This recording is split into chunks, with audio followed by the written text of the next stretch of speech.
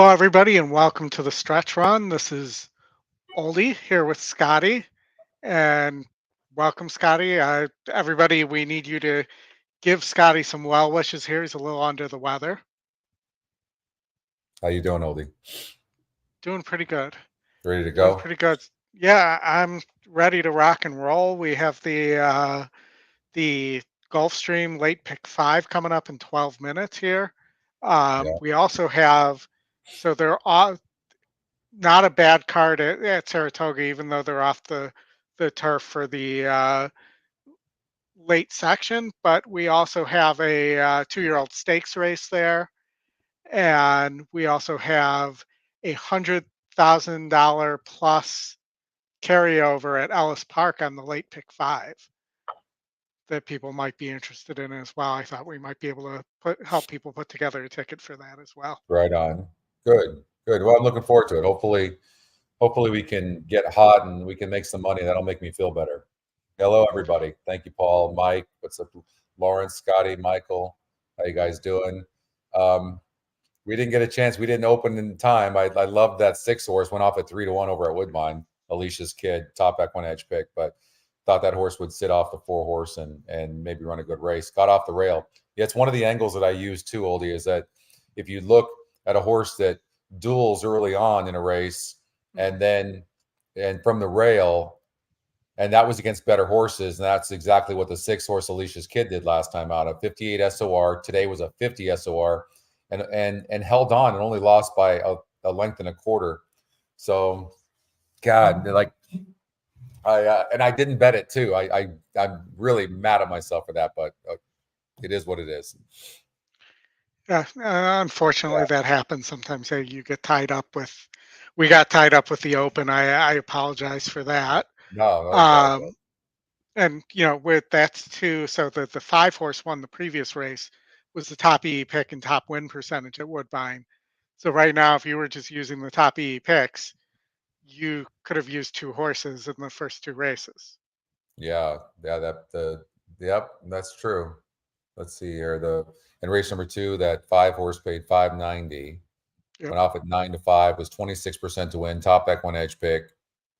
And in race 1, the top win percentage won, EquinEdge's second pick. So it looks like Woodbine is doing pretty good so far. And it's a big weekend for Woodbine as they have their Queen's King's Plate. Yeah. Now the King's Plate because there's a king. The King's Plate. Which I'm actually surprised from looking at it. It's not a graded stakes race. No. But that they have a bunch of other that both the late pick 5, there's a mandatory payout there on the pick 6 on Sunday, as well as on, I think there's about 300,000 in their super high 5 that's going to be mandatory paid out as well in the last race. So do we want to go to Saratoga or yeah, let's do we go to want Saratoga? Looks like Speed is doing well. Looks like they might have sealed the track over at Saratoga. A lot of scratches in this race, and we've got a big, surprisingly, the 4-horse Miss San Gabriel, 65% to win, 1-2 EquinEdge morning line, top EquinEdge pick, huge pace number. Yeah. And this horse is not even your favorite, as the 7 Western Lane is at 23%, who's also EquinEdge's long shot. I'm a little surprised by that. I think the only negative I might say on the 4-horse is that it does seem to have a low GSR. Well, the last time, no. So, I mean, the 7 broke the long shot. That's the 4 to 5 favorite, broke its maiden on the dirt, but didn't run well since then on the dirt. The last 2 times after that, really wasn't a factor. Has been the difference, if you look here, is really broke well in that maiden race and then hasn't broken well since. Well, I think the horse was mismanaged, honestly. Like, putting the horse on turf. The last 3 races, I don't know why they did that. Although the horse didn't run terrible, so I understand why that they could get caught up in that. But facing easier competition here, the GSR goes up 8 points. The win percentage goes up, 14 points. So certainly looks like a player in here. It's just a matter, the 4 is going to have the lead, just a matter whether the 4 is going to stop or not. But this looks like a 4-7, 7-4 to me. Yeah, I mean, the other question is just the GSR here is Right. dropping 22 points. Right.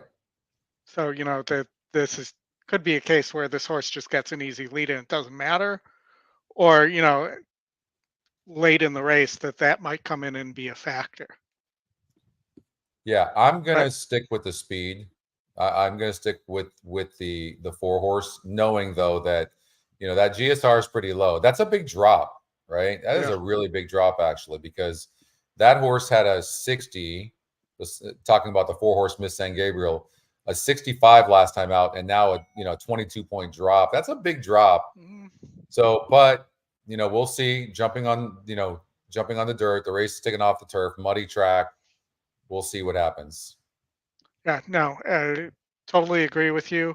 The other horse to maybe take a look at is the second choice is only 3%, but that's probably because of the 0% trainer. But draws Santana, has shown it can rate a little bit and has the GS again dropping in GSR here because of the wet here versus the dry. And Right. I have one for everybody later in the card, a one of the most massive dirt to wet GSR jumps I've ever seen at Saratoga. That's my teaser. It's like Yeah. 40 plus points or right around 40 points. Really? Yes. Wow. Okay. I can't wait to see that. Yeah, Justin took on a new job, and it's been really rough. It's been requiring him to work on Fridays. So I talked to him yesterday, and he said he should be back in September. So Yeah, and I'm having fun doing the show with Scotty. Chris has had some really big business meetings and stuff like that. We all, you know, even Scotty, we all of us have our day jobs, and we just enjoy talking horses and yeah, hanging out. And exactly. I'm lucky that I've been able to consistently be here all the time. My schedule is worked out, even here where I'm taking my son to college, and I'm in Florida. He is off at work and is busy, so I don't have anything to do. So this was perfect for me too. But yeah, I'm glad to have Scotty here. Justin actually isn't working today. He's actually at Del Mar. Oh, that's Um, right. That's right. yeah, which he was beside himself that he couldn't go opening weekend. He loves Del Mar. Yeah, I know he does. He they're moving in the line over at Saratoga. Again, everything seems to be going the 4's way on numbers except that GSR. Yep. Except that GSR. So it's a rough call. It's a tough one. We'll see what happens here. It looks like a 2 horse race to me. The 10 horse Duck Fat, the one you're talking about, I mean, Yeah. that horse has zero speed. I mean, that horse is going to be so far back early, might have too much to overcome, but we'll see what happens here. See how easy of a lead the 4 gets. Actually broke very slow. Yeah. And then is getting squeezed. Yeah, horribly slow. Now going to rush up, but that's going to really affect the horse.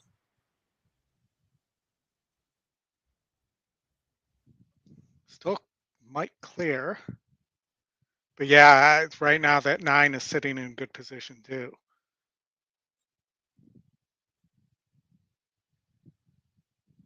Very difficult to break like that and then rush up and win the race, especially when you've got a low GSR. I mean, as much as I bet a little bit on the 4, I'm hoping the 4 can hold, but it's very unlikely that that will happen. But that's a really slow opening quarter. Yeah. So that at least that's going in the 4's favor.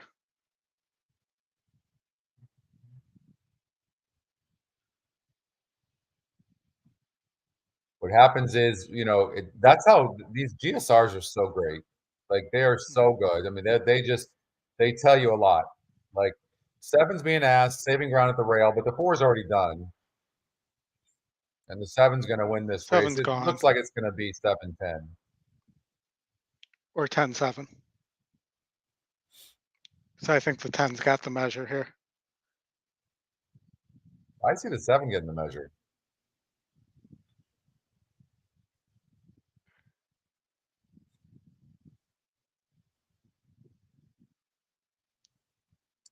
Yeah, I think the 7-10 7 got the barely. bob. Good race, but yeah, I mean, that's where, you know, people can get confused, but that's why, you know, you have to use all the metrics together. You can't you know, we've tried to combine as much as we can, but it doesn't work that way. But we kind of had a feeling about that 4-horse, didn't we? Yeah, and with the having to rush up and everything like that. But you know, one of the other things, and we didn't look at this, and we probably should have, was, you know, is that a wet GSR issue or a No, GSR I issue? looked It at looks like both. it's an No, overall. it was overall. Yeah. By the way, Oldie, I've got a horse. Let me see. Make sure it's not scratched.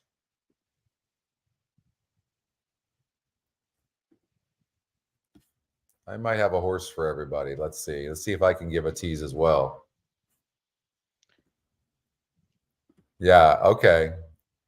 So I have a horse as well at Ellis Park, And but Ellis, okay.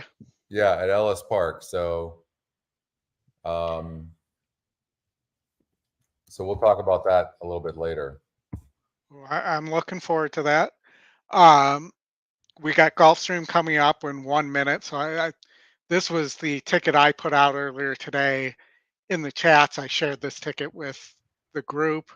I'm single to the 9 in race 2. Who's your top pick? 44%. In leg two. Leg 2, yeah, not race 2. Yeah. And you know, just off the actual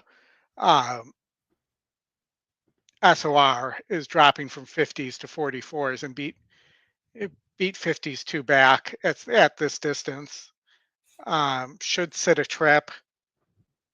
Here can press, doesn't need to be on the lead, and from the outside should be in perfect position.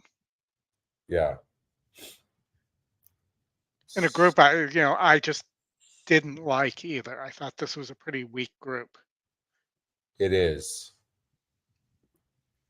And I do want to talk about one other horse. And do you have a ticket that you want me to put up for people, or do No, you had a I'm chance to see it? looking, as we're talking about Gulfstream Park right now, I'm looking at that myself too. So you go ahead and do your So thing.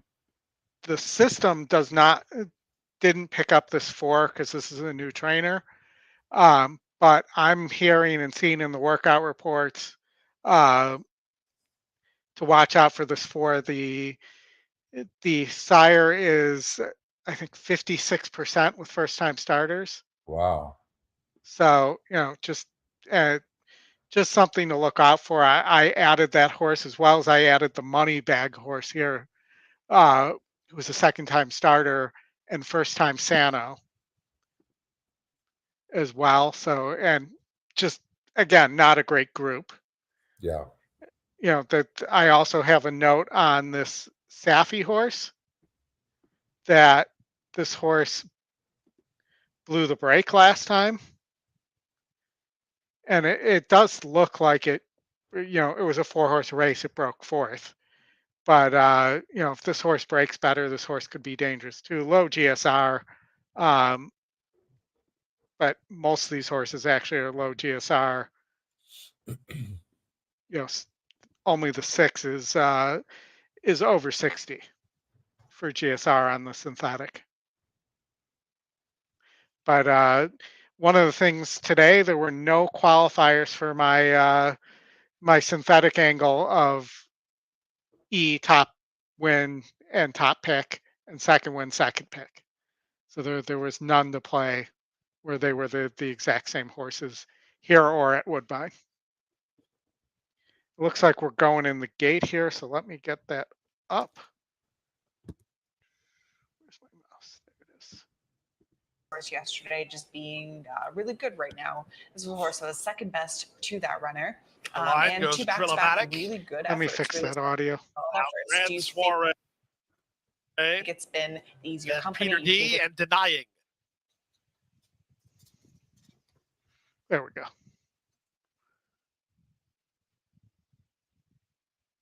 Peter D to the outside gate. They're at the post. And they're off. From the center, Grand Soiree wins the break and goes looking for the early advantage. Pound Green and Wicked Genius on the go. At the rail, the North remembers, together with Drillmatic. The early trailer is Peter D. is way out wide, and the top flight is Denying. Around the clubhouse turn they go. Pound Green has secured the lead for Vasquez, on top by a length. Up in the center, here's Denying second. Wicked Genius now third. Grand Soiree fourth. Fifth at the rail is the North remembers, followed sixth by Drillmatic, and the trailer is Peter D. 25-4 for a very reasonable opening quarter speed. And here's Denying, trying to quicken things up on Pound Green. Their heads apart. Wicked Genius well situated on the comeback try. He's now third. Grand Soiree is there fourth. And the red colors, the North remembers, is fifth toward the rail. Out in the center, that's Drillmatic, the trailer Peter D. Not much running has begun yet, as the leader is still Pound Green with half a mile to go. Pound Green on top by a neck. Alongside Denying in second, Wicked Genius is together with Grand Soiree third and fourth. Paired off from there, Drillmatic with the North remembers, and Peter D 3 wide at the back. Around the far turn they go. With the advantage, it's still Pound Green, 3 wide Grand Soiree, 2 path Denying. Behind them, that's Wicked Genius. Peter D is underway. Leone looks for racetrack for the North remembers, gives him the green light in the 2 path as they run to the top of the stretch through 3 quarters and 15-1. Off the turn and the stretch drive, Grand Soiree. He comes away with the lead toward the inside, Pound Green. Down the center in the gray, Peter D. Farther out, the North remembers. 1/8 of a mile to go. Still plenty of hopes here with the advantage.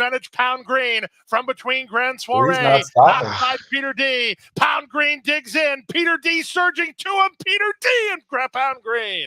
Can't split those. Peter D was outside. Like Pound Green was inside. It's a close I'm not photo. sure. I thought it was a 3. I don't think so. Well, either I'm out or I'm in. Well, who do you have? Do you have the 7? I did not have the 7. Oh, I'm pretty sure the 7 got that. I screwed up here because if you look, the 7 is 3 of 5 at the distance. I don't know how I missed that. I thought the 7 never got its nose in front. That could be a dead heat too. Yeah, it was pretty clear to me, unfortunately.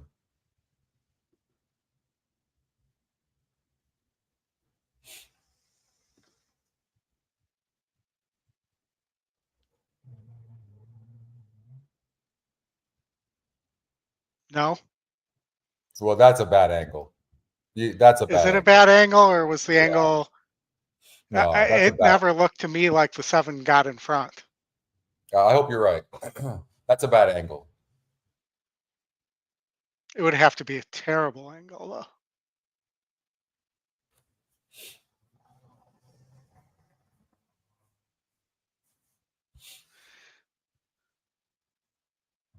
Hey, Kent. Tony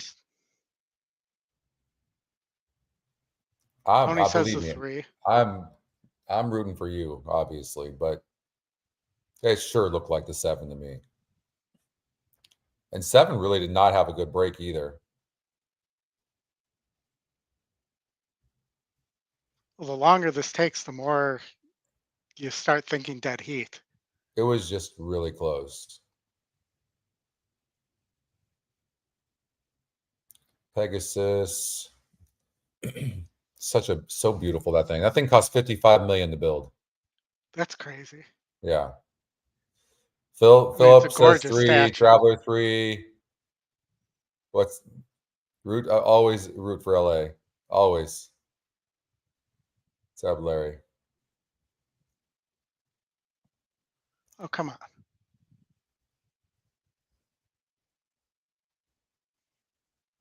I don't know. I'm starting to think dead heat. That would be a the good longer thing. The longer this goes on, you know, that's what I've learned about photos. Is the longer it goes on, it's like like an inquiry. The longer it goes on, the more likely it's a DQ. That's true. I mean, they could show us the replay from the heads on. They could show us. They could be showing stuff right now, other than the statue. I don't know why it keeps refreshing like that, but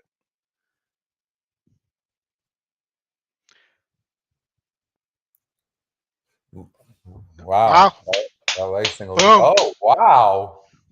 boom.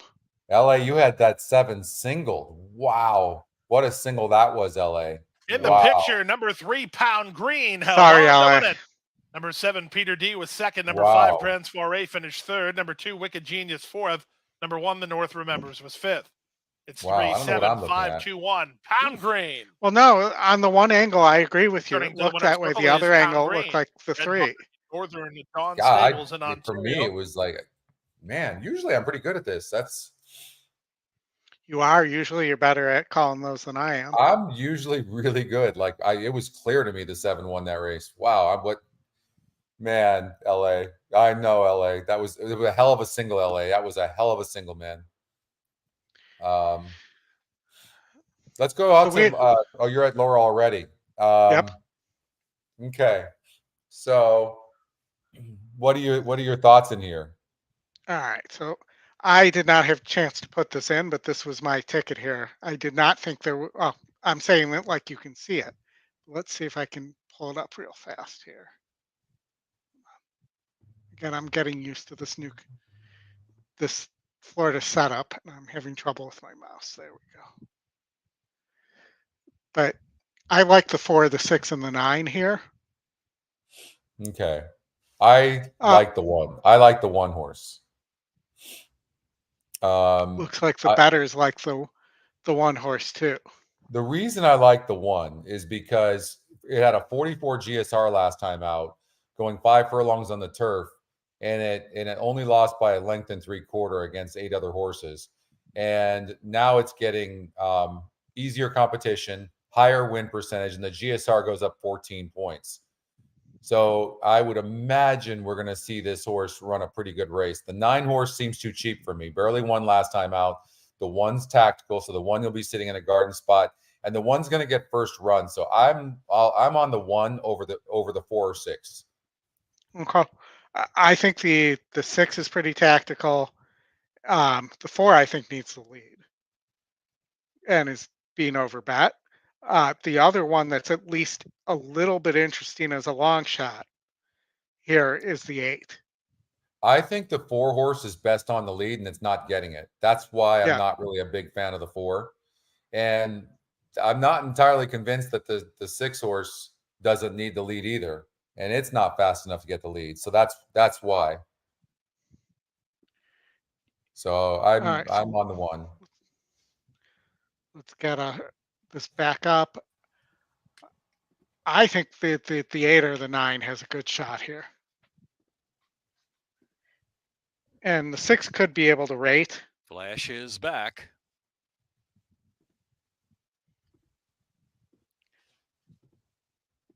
Tall order. But yeah, I thought this race was pretty wide open in general.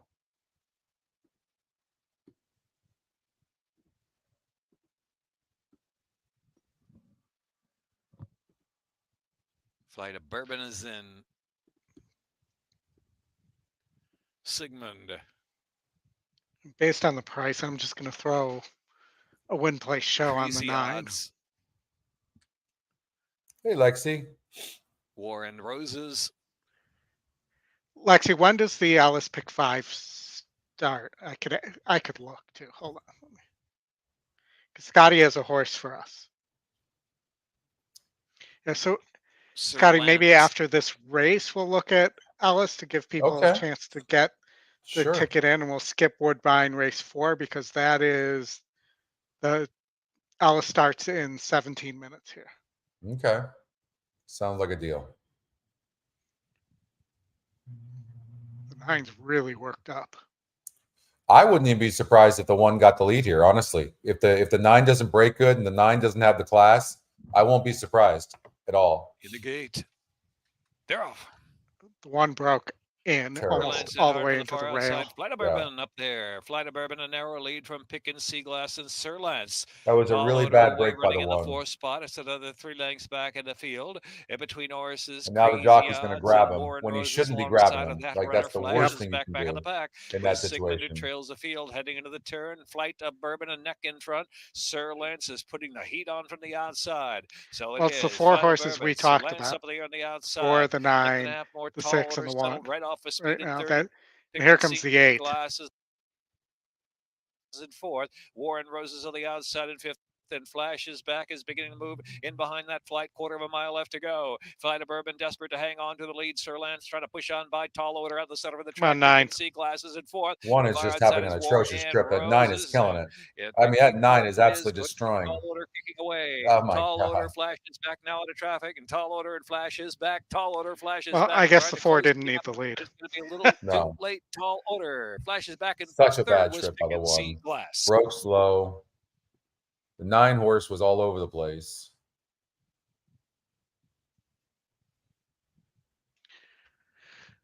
All right, let's bring up Ellis here.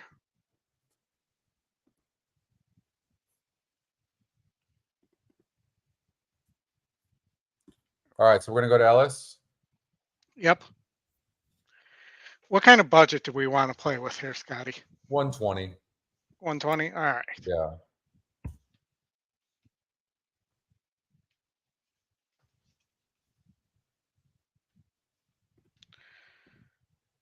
All right. And then you said you have a horse for us. Yeah, so if you go to race number 7, this horse is Quadra Island. Has been off of a layoff for Brad Cox, who's on fire today. I think he's won 2 or 3 races already today. And this horse has been, I don't know why this horse has been on synthetic the entire time, honestly. Ooh, if you look yeah, at I the see it. GSR, this horse wants turf all day long. And wants to go long on the turf too. Yeah, exactly. So it just, and the 7 horse really isn't all that. It barely broke its maiden 2 back. And then against 6 other horses last time out, got a 4th by 3 1/4. I think this horse could get over bet. I think the 5 horse, and I'll give you the EquinEdge long shot is also moving up in GSR from 59 to 74. That's a pretty big 15-point jump right there as well. So this horse wants to go long. So I'm all about the 5 horse. I'm going to single the 5. It's got a nice GSR. The 7 has a nice GSR. You can see all that, but this horse isn't all that. This horse, yes, it's got a 99 GSR, but I don't think it's that great of a horse. So I think Quadra Island is the horse here. All right. So let's single Quadra Island here. And let's look at some of these other legs. The question is this other Brad Cox horse that's been stopping, this 3 horse that profiles to get an easy lead, Pumpkin Scone, is that a single also? Let's see here. Which race? Race 8. You're wondering if there's a single in there? No, I'm looking at the 3, the top E pick, top win Oh, I percentage, see. top pace. I see. It's got a 83 pace, 37%. The first time starters all have low numbers. So I mean, the other horse that scares me is this Asmussen horse, but it does not really rate. Here's Brad Cox and Corrales again. This horse has tremendous numbers, no doubt about it, but it's not a sprinter. But it might be good enough to beat this field. How about the EquinEdge second pick? It's 1% to win. First time starter for Riley Mott. Yeah. It's an interesting horse to think about, though. That could be something very sneaky right there. Man, I tell you what, it still has the 3 horse still has the top GSR, even though it's going down 20 points in GSR. I mean, I can't see it not getting the lead. The 6-horse Evergrande is not bad as well. You know, I don't know, man. I think that maybe trying to beat that horse, you know, might be the play. Let's look here. So the 5.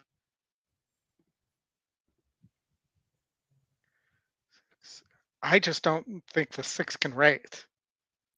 It doesn't look like he wants to pass anybody. It's had inside posts 2 times. There's no way we could know whether that horse can rate or not. There's no way to know. Right. Second off the layoff, it's going up in GSR, a little bit in win percentage, facing similar. There was 8 other horses only lost by a length and 3/4. There's no way to know.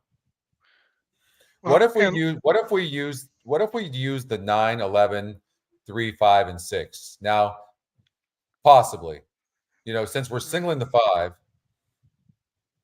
we still are going to have plenty of coverage. 9, 11, 3, 5, 6. Okay, hold on. That's what it does to the ticket. Let's look at, we have not looked at this maiden special weight either. Wonderful. So there's a really big number on the 6-horse, 22% first-time starters. Like, so if we sort the E morning line, right? You've got the 1, 4, yeah, 1, 4. Sorry, there we go. This is a tough race. Not gonna lie. I mean, even the 9-horse can win this race.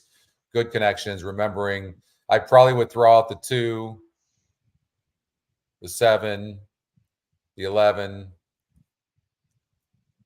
But I mean, the system's using all the horses. But what's interesting is it's not using now. The 3-horse, the EquinEdge long shot, broke from the 2 hole and was only 3 lengths back at the stretch, going the same distance last time out. Just an interesting horse there. Mm-hmm. I mean, it's interesting to me that the EquinEdge long shot did not use a first-time starter with all these first-time starters. You know, what about this 6-horse floored? You know, that's an interesting horse as well because it's 22% to win and it's got a 96 GSR. Yep. We're not letting that horse beat us, that's for sure. Well, that's a Curlin.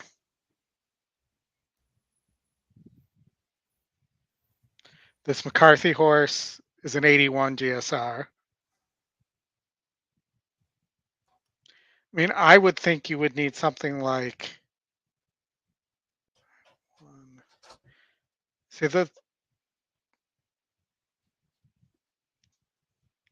I probably would go no deeper than that. Maybe you keep the 3 here.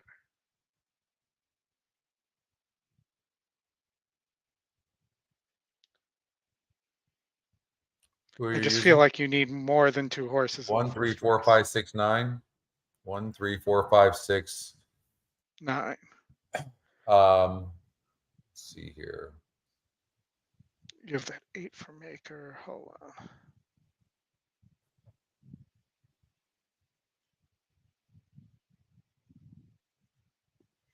And I think you need to add the 10.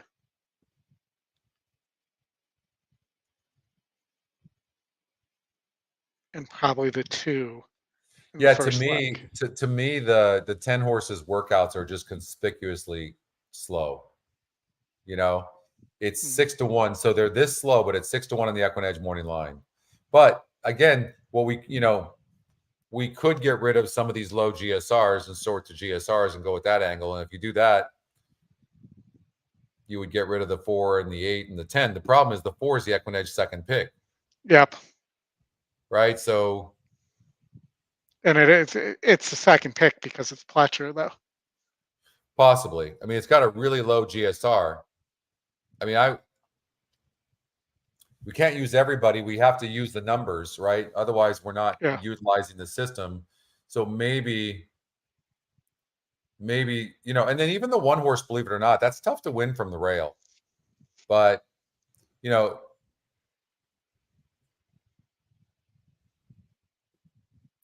look at the 5-horse. That's okay. top EquinEdge pick, 5-2 Yep. on the EE morning line. It's got a very good GSR of 71. Like, what about a horse like a horse like that? Like, you're talking about Brad Cox and Corrales, who are on fire today. I mean, holy hell, this guy's going to win 5 or 6 races today. I mean, that's a very interesting horse. Absolutely. That, You know, I was thinking something like, and I'm going to be over budget, but with that $100,000 carryover, being over budget, I think is okay. I think You know, this is my suggestion. We get rid of the 4, 8, and 10. The 4 is on the inside anyways. It's going to have to be super, super fast to win this race. The connections are 0 for 3. Todd Pletcher and Bejarano. And I say leave the 1 out. Connections are 0 for 10. And even the 9, the connections are 5%. I say use the 6, 5, 3. And that gives us, if we take that risk and we get lucky to get out of there, now we're spread pretty good. But that's, again, that's how I'm going to personally going to play it.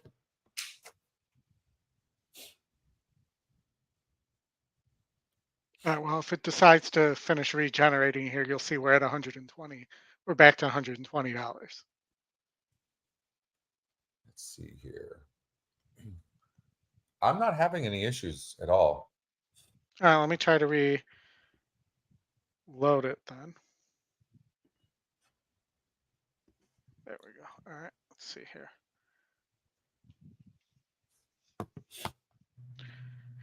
All right, so that is Scotty's ticket, I'm going to say. And I added in the first leg, Scotty, because I thought there were a couple. You have a Chad Brown horse, first-time starter on the turf. Here you have McPeak, and you have this Cassie second-time starter going from sprint to route, and look at the GSR jump on the 10 in the first leg. Going from 58 to 75. So I think you have to have that Cassie horse. You know, so if you go this way, maybe I'll play it. Trying to decide whether I want to keep your single or if I want to spread in your single leg and play it a little different. You know who we haven't considered that could be a single? It's Burns Some Money, but it draws outside it gets a good post and there's no speed to its outside, and it's dropping big time in class, and that's the 7 horse for Steve Asmussen. He's got his son on there, Keith. What leg was that? Absolute Courage, the race number 9. That's an interesting horse. Yeah, see, I didn't like that horse at all. You don't like that horse? Don't like that horse at all. Look, it's stopping. I mean, it is taking a big drop here, but it's also losing 22 points in GSR. Yeah, you're right. It is. You're right. I mean, you know what it was? I thought, for whatever reason, I thought that was a sprint race. That's why. Yeah, no. Okay. No, that's not a single.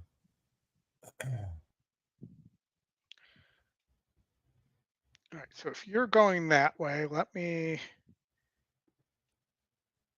pull up real fast and I'll make a quick change here. It'll probably come up and bite me because you're going to hit it. I'm not going to, but here's my change.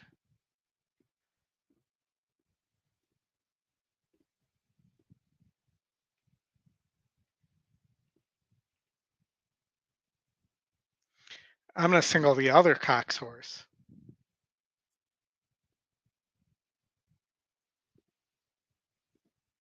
Just make sure I have everything I want. No, that wasn't what I wanted.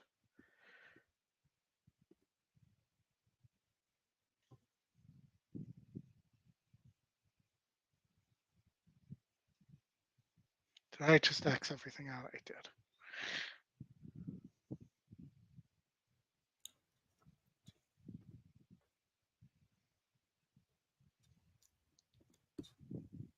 Oh, you said the 2. Hold on. Let me look at the 2 one more time here.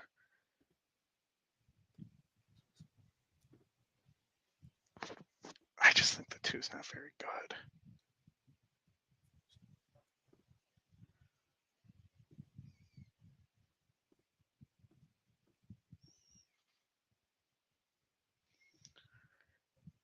I'm going to go that way.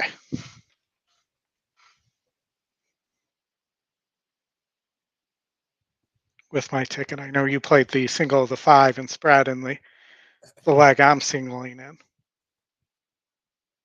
Yeah, I think this. I think this is going to pay nicely. I played a little bit bigger ticket. If you guys want to follow along, I'll tell you what I did. If you guys want to write this down, I did 2, 8, 10, 11, 13 with 3, 5, 6 with 5 with 3, 5, 6, 7, 9, 11 with 1, 2, 3, 4, 7, 8, 9, 10, 11, 12. So I played a $450 ticket.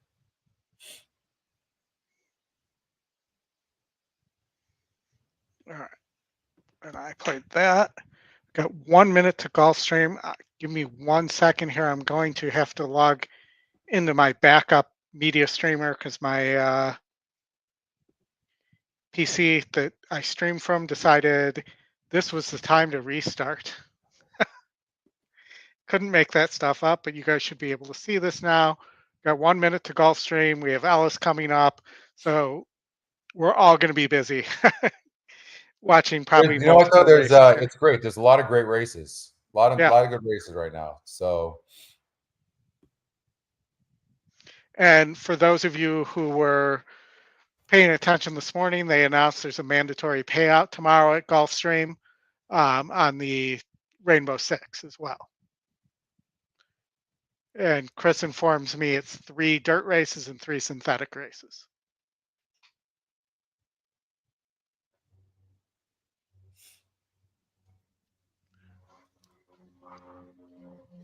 what'd you get? What did Elliott call? He called a 24-1 shot. Where at?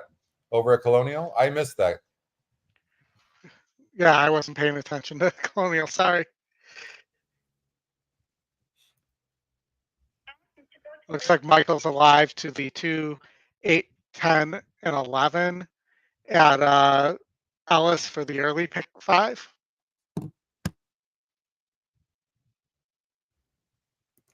LA, that's LA's ticket there. All right. Let's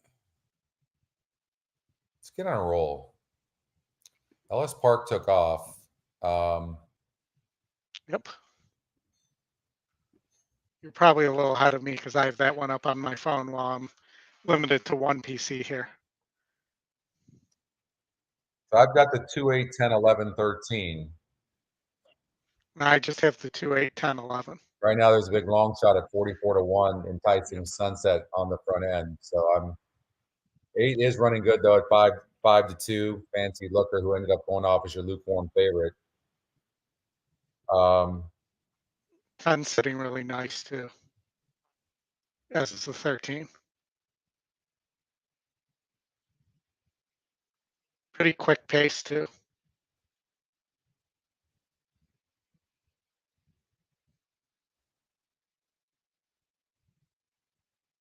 Here comes a 10. 10's running really good at 9-1. Win some beauty.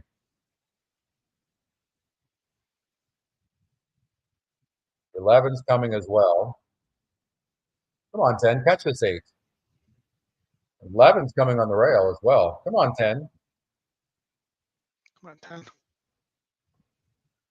10. You're ahead of me, I think. The 8's holding them off. Yeah, looks like the 8 held off the 11. So Fancy Looker, top EquinEdge pick over the 11, who was EquinEdge's second pick. Amazing, right? And that was the first time starred the 11 too. You know, when we first started creating these algorithms, we were blown away when we saw the success at how we were producing winners with first-time starters. Pretty incredible. If you think about that, no one ever thought about even trying to do something like that with first-time starters. Before, you would just see no data whatsoever, right? Well, and Scotty, I think that, and this is what I talk about in my classes too, it's the difference between taking a photo, a snapshot in time of a performance and a predictive algorithm. Yeah. And, and it's not to knock speed figures. It's just they're a snapshot at a moment in time. Yeah. And when there's no data, you can't have a snapshot in a moment of time. So turn up the volume so we can hear this thing. By the way, your mic is having some issues. Yeah, I had to turn the sound off. As soon as my other computer comes back up, we'll have the volume fixed here. So looks like the 7's on the 9, lead. Find Your Passion.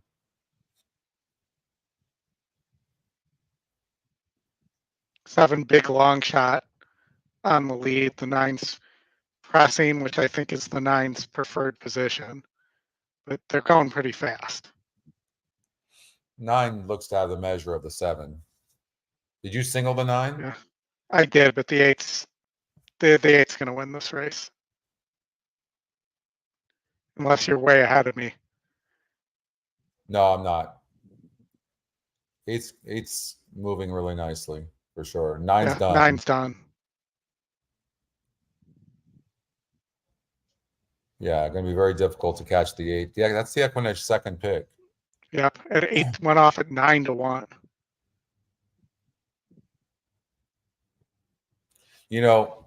Wow, won easily too. That horse was 7-2 EquinEdge morning line, and also EquinEdge's second pick and the second top GSR. Mm-hmm. Actually, no, the GSR was brutally low. Actually, hold on, let me shut all this sound off. What a weak field that was. I mean, the 9 got suckered in by that by the cheap speed there. Yeah. Which does happen sometimes, but I mean, easy winner. Let's check out LA had that horse, that 8 horse. Let's check out the Laurel Park. Laurel Park race 6. Hold on. All right, so I actually had put together a pick 5 ticket that I ended up not playing, but this would be what I had for a pick 4 there.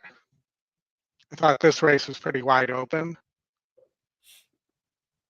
and the win percentage indicates that as well. You have 3 horses at 18%. Here, and you have 1 at 9-5, 1 at 4-1, and 1 at 6 at 6-1, and then your E long shots, your top GSR, and the morning line on it was 6-1. It was 20-1 on the morning line, and it's currently sitting at 7-1. So that's another case where the E morning line just was so much better, and seeing the value there, and that the batters are seeing it as well.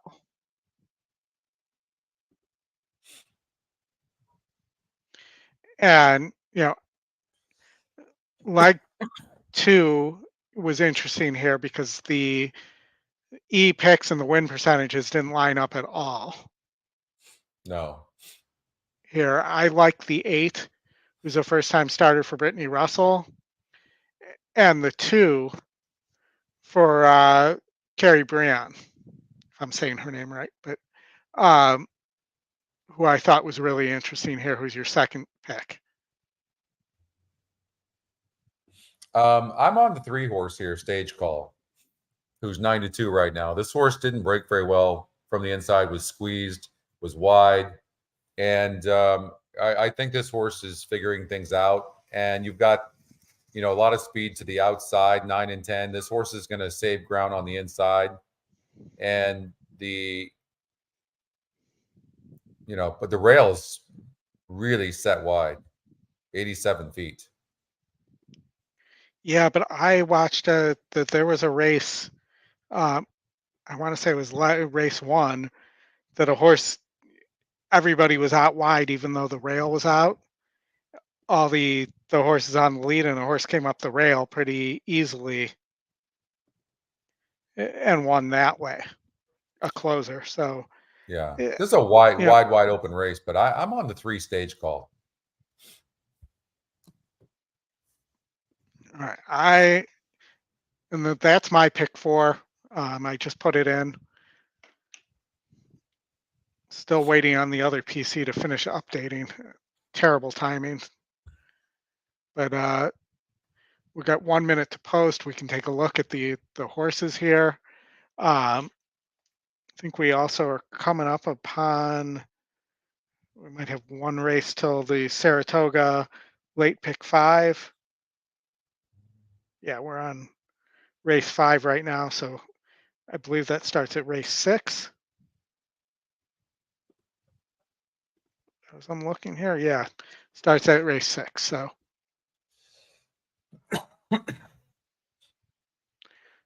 You can see that rail is pretty far out, right? yeah, I mean, that's a pretty narrow course if you think about it. Like that's very, very narrow. and I don't know. Yeah, see that they split up the course, so there's 2 sides to it. It looks like. I mean, the thing that's interesting here is that the 4 is going to have a good trip on the inside. For sure. Um, Let's give Michael a boom here. By the way,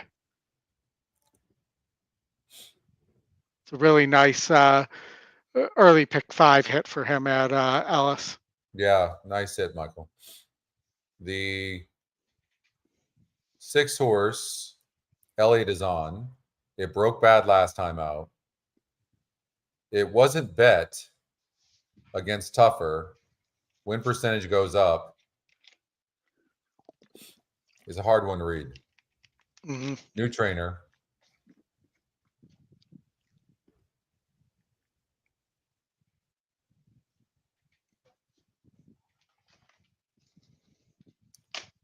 They added blinkers on the 3 horse last time, and that seemed to really make a difference.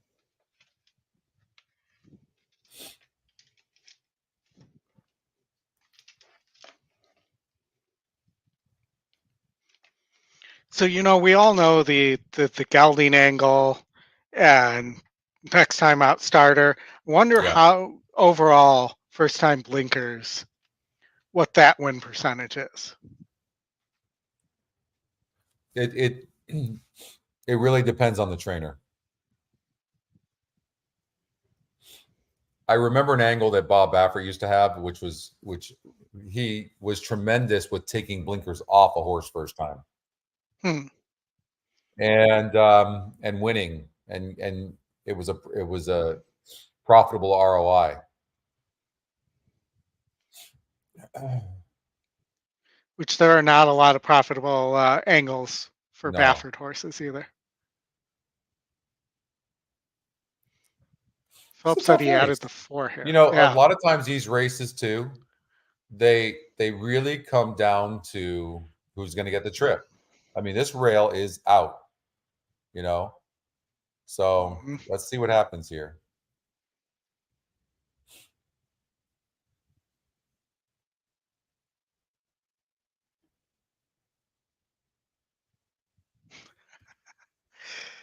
That's funny, Annette.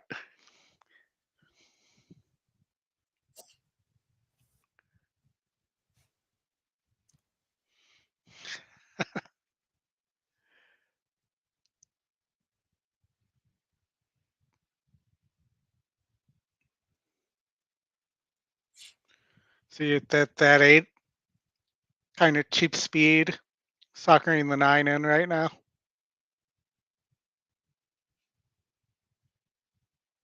You can't let the 8 get loose either, especially with the rail out.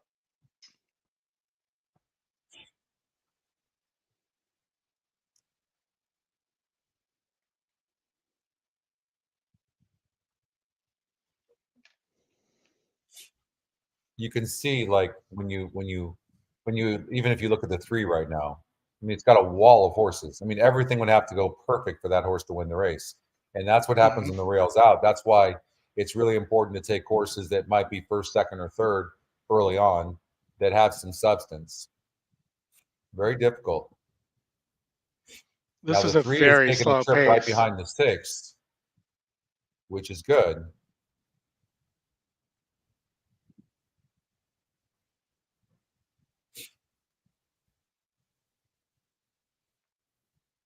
Ten's got horse. He just peeked through his legs.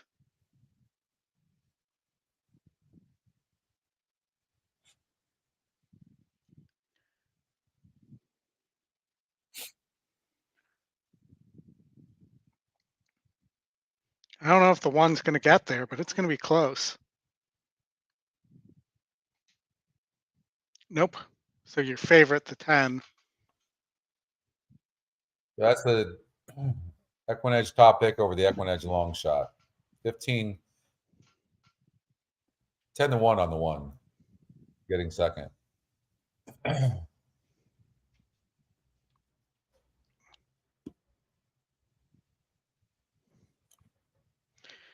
The 3 just couldn't get through. And we have I don't think it would have won anyways. The 3 really didn't have a bad trip. Just wasn't good enough. Yeah. But they were crawling up front as well. Agreed. There was a very, very slow pace. The 1 almost got there.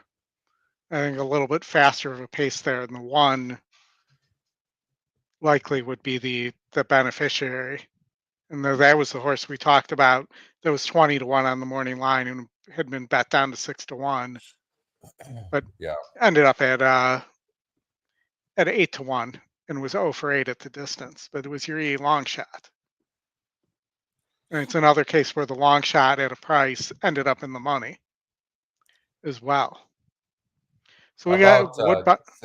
How about Saratoga race number 5, Oldie? I've never seen a 90% horse before, ever. I mean, well, it's been only 3 decimated horses, with being off the turf, unfortunately. But wow, I mean, I've never seen, and that horse isn't even the favorite. That was what I was about to bring up to you. So let's look at this here. All these horses have amazing GSRs. You know, can rate a little bit, beat a 56 group 2 back. I bet this is not a 62 anymore after these scratches. This 10 horse ran in the Woodward Memorial and the Risen Star, but using the term run might be the wrong way to describe it. No speed at all. It's going to have to come from way back here. And then the 11, who is 2-0 in races where it's gotten the lead. And I see why here that this horse is the favorite because of that. Well, and it's going to be an profiles to interesting get. race. But first of all, Linda Rice is on fire, and or I already had an exacta today, and probably going to get it here as Linda Rice has the 11 and 5 as well. So it'd be very interesting to see what happens here. But, for sure, I mean, interesting race. But realistically, we could see a 90% horse lose right now. Mm-hmm. You know, because it's not even the morning line favorite. So the E morning line loved it. So if you look here, it was the E morning line favorite. Well, the 11's 4-5.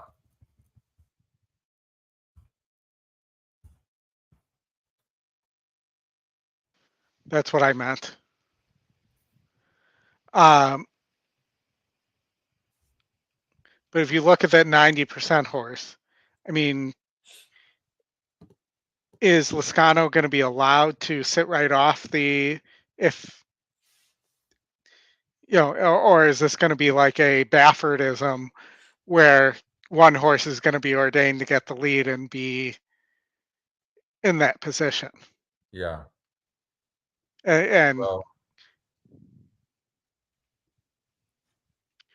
definitely an interesting race. It's worth at 2-1 on a 90% horse. It's worth a bet.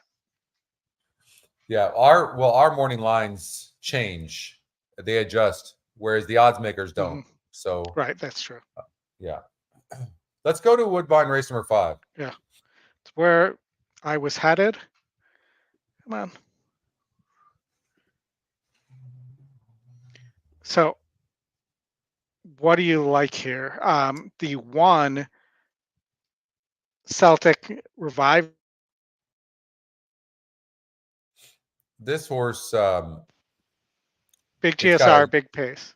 it's got a big pace, but I kind Stops. of like the 4 horse. I like the EquinEdge top pick. Well, and you're getting right now on the 4 horse, you're getting 4-1 too on an E top pick. Yeah, And that's money there. And I believe, let me see what I had here. the 3 horse just seems like a horse to me that wants the lead. That's what I think, and so I think it's worth trying to beat the 3. It's also not in the top EquinEdge picks. Now the 8 does sit a really, really nice trip. And now I had it last time, but it was on the turf. So now, they took off already, huh? All right, let's see what happens. Yeah, here. sorry.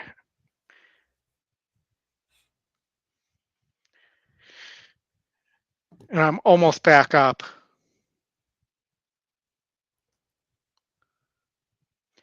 And what I was going to say about the one and just didn't have time to was that the one had been stopping against easier.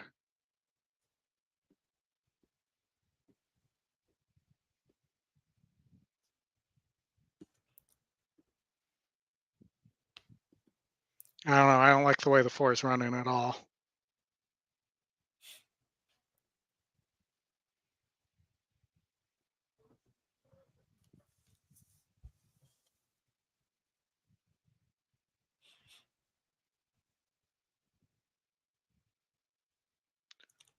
I mean, Wow, the 3 just cut the 4 right off. I mean, sometimes these jockeys just blow me away. They've been doing it so long and they don't even look. Like, to say that 4 was best in this race is such an understatement. If the 4 gets second, then there'll probably be an inquiry here. He's going to really try. He didn't make it. No, I think nope. 3, 6. But no, 4. I see what you're talking about for sure. The 3 definitely was cut the 4 off. Yeah. I mean, he doesn't even look and cuts to the rail. But And in California, that's probably a DQ. In New York, it's probably not. well, it depends on what you're hoping for. If you need the 3 horse, Yeah. then it's probably going to get disqualified. Oh. All right, so let's go back to Saratoga here, and we got 5 minutes to that 3 horse race, and your 90% horse is now up to 5-2. I mean, it's those 2 horses, I think. Yeah, I agree. Right. I mean, And I'm just looking for any changes. I don't even know. What is there even a handicap there, really? You choose the 11 or choose the 5. And, without looking at the probables, which I could do here, I'm guessing there's no value in the doubles either because you only have 3 horses to spread across. No, it's just Saratoga, unfortunately, has been decimated here, huh? Yeah. They're not even doing an exact. You can't even bet the exacta here. Yeah, I'm looking at the double. I mean, you have some decent prices on the double, believe it or not, if you use the 5. Your lowest price looks like it's 15-1. Yeah. I mean, I cannot believe the win percentage is like that horse so much. Again, maybe the system just knows. I mean, on paper, the 11 sure looks tough, doesn't it? Yep, I agree.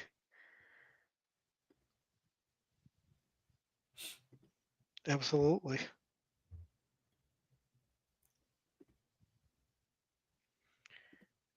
In the next race, the system really likes the 1 and the 3.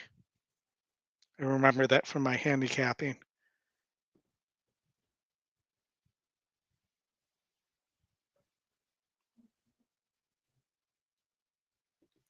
You know, the Colonial Downs, by the way, there's a horse that's the EquinEdge second pick. It sure looks tough to me. Sullivan Street. If it can get the trip, Let's it could look. be really tough to beat. Sullivan Street. The top Yeah. win, second pick. It does. Top It looks tough. GSR. Yeah, it does.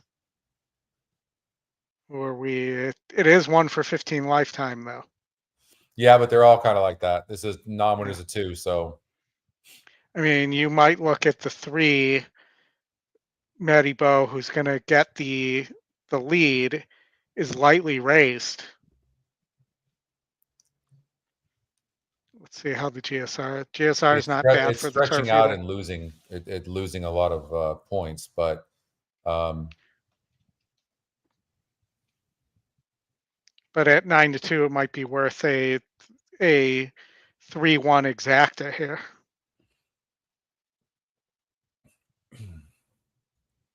As a it way does to have play a big this. pace advantage.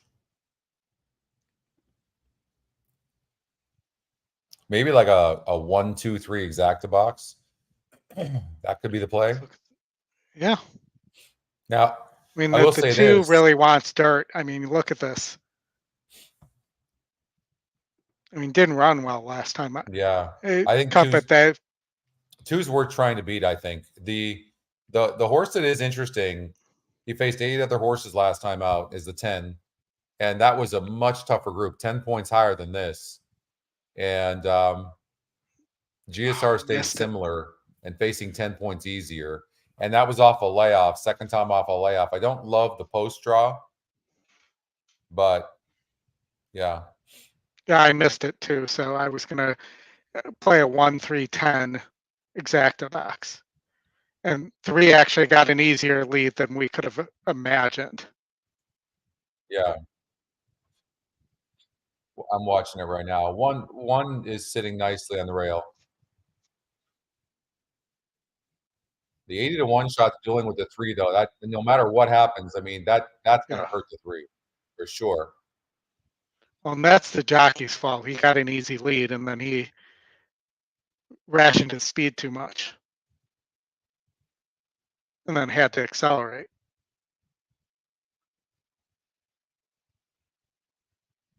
Two's loaded with horse on the rail.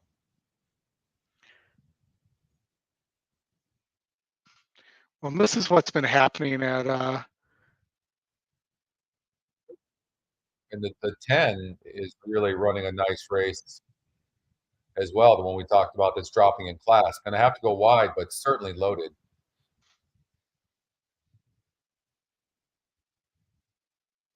Yeah. Yeah.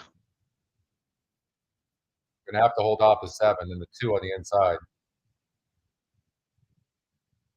How about this 2 horse? Good duel, 3 horse duel. Fantastic race. Look at this race. How great is that race? Looks like 2-10-7. That's a really good race. I don't know if you guys saw that race, but at Colonial, but I think the 2, the top EquinEdge pick, might have got there over the 10. All right, this Saratoga race, you know, at 2-1, I don't know how I don't bet the 5. I just have to bet it, don't I? I think you do. Of course, it won't be 2-1 when you're done with it, but well, I ended up playing a double there.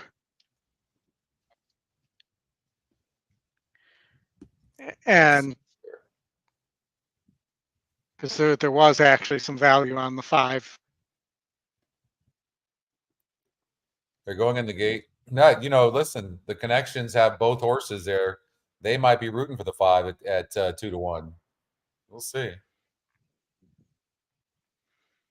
Yeah, well, if it was Jose and Irad, you know, if I they'd was be the working jockey together. on the 5, I'm sending it all, like, from the very beginning. I'm all out.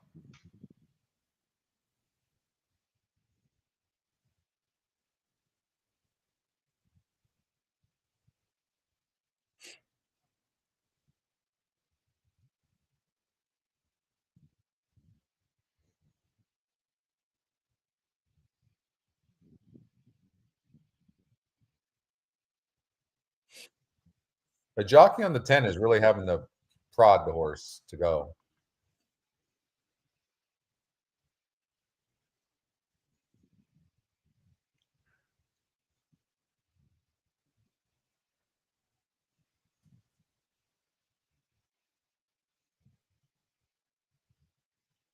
Yeah, 10's toast. It seems to have a lot of horse on the 5.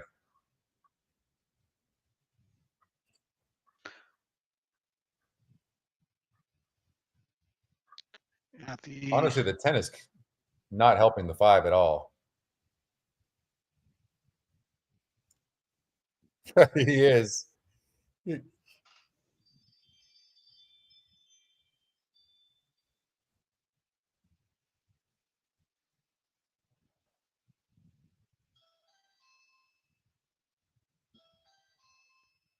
I mean, this race is set up for the 5 right now, for sure.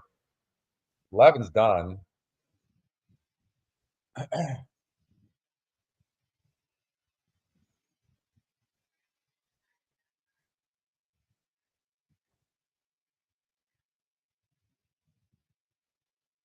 Wow.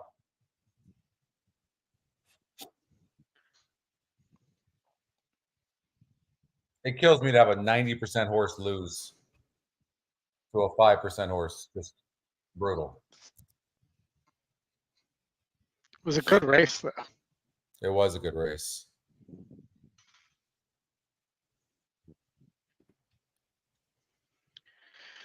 So we got Gulfstream Park race number 6 coming up, but we got Ellis Park as well.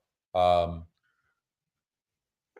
in my pick 6 or pick 5, I've got the 3, 5, and 6. Yeah, I'm deeper than you here. I am.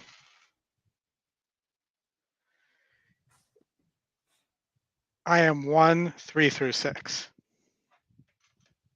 Okay. And I almost have the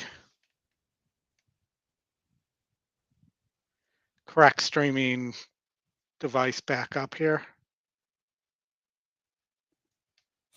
Yeah, you know, and hey, Anthony, we were talking about this 2 horse as well early on. Agree with you. I agree. That 2 horse is going up big in GSR as well, so there could be something there.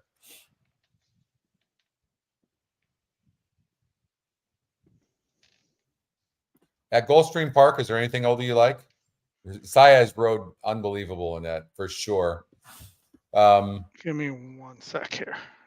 At Gulfstream Park 6, 4 layoff lines in a row for the 2. I can't use a horse like that. Now I know it's dropping in class, but man, So being a wet track, I think you have to have the 6 in your ticket. Being that it's a gun runner and they do very well on wet tracks. yeah. But I thought this was 2, 3, 5, 6 was the way I played it. But I really thought it was the 2 and the 6 were my top 2 choices.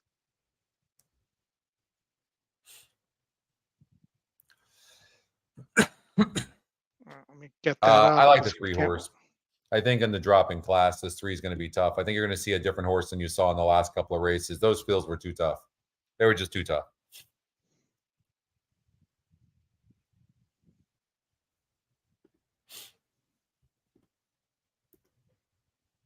Let's take a look here. The horses are approaching the starting gate. 1 minute. Sound back. Everybody can hear okay? Yep. As it Perfect. until that happened. Hold on. They're at the gate at Ellis. And I'm on the 3, 5, and 6. 3 is very fast. 6 is a first-time starter that's 22% to win and has a huge GSR. And the 5 horse is the EquinEdge top pick for Brad Cox, who's already won a few races today. He could win another couple easy. 5-2 on the EquinEdge morning line. And Corrales is aboard. I have a feeling this 5 is going to come out running. Well, Gulfstream, the 6, who was 3 to 1 on the morning Horses line, is currently gate. almost the It's co-favorite. now post time.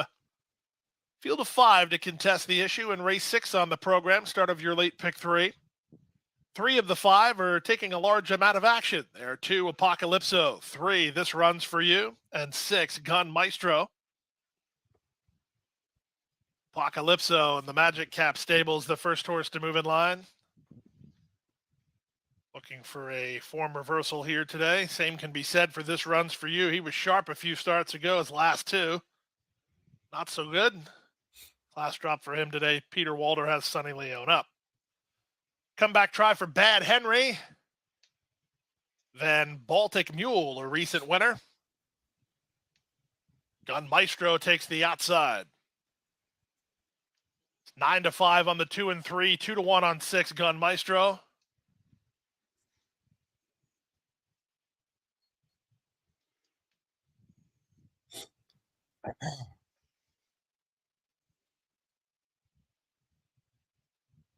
Gun Maestro and the late pick 3. All set. We're off at Ellis, too. And they're off.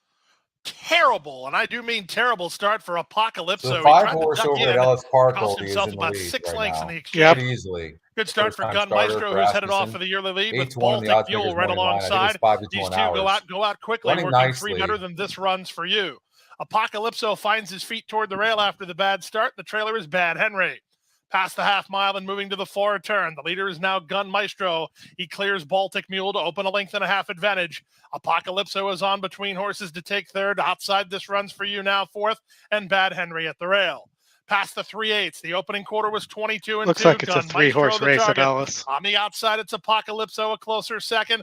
Driven outside, This Runs For You. That's all for Baltic Mule. Bad Henry has trailed throughout. There's a quarter of a mile left to go. 45 and 3 for a half mile speed. The And leader it's going to be is the Gun 4 at Maestro Ellis. off the turn, 2 on top.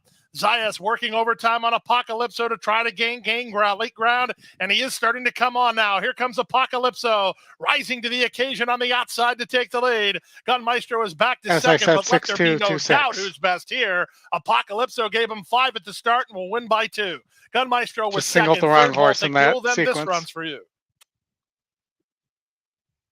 Which happens. Who got the 2-1? 2-1, yeah. Yeah.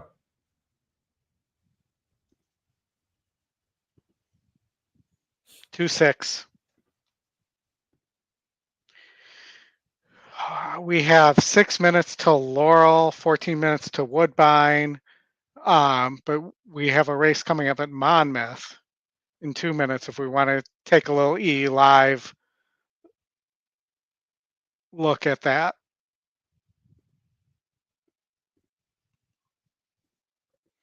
A little interesting, pretty non-winners of a race other than maiden, non-winner of 3s, basically lifetime. The four horse beat it came in 4-11-5 over at Ellis. So I'm out. Yep.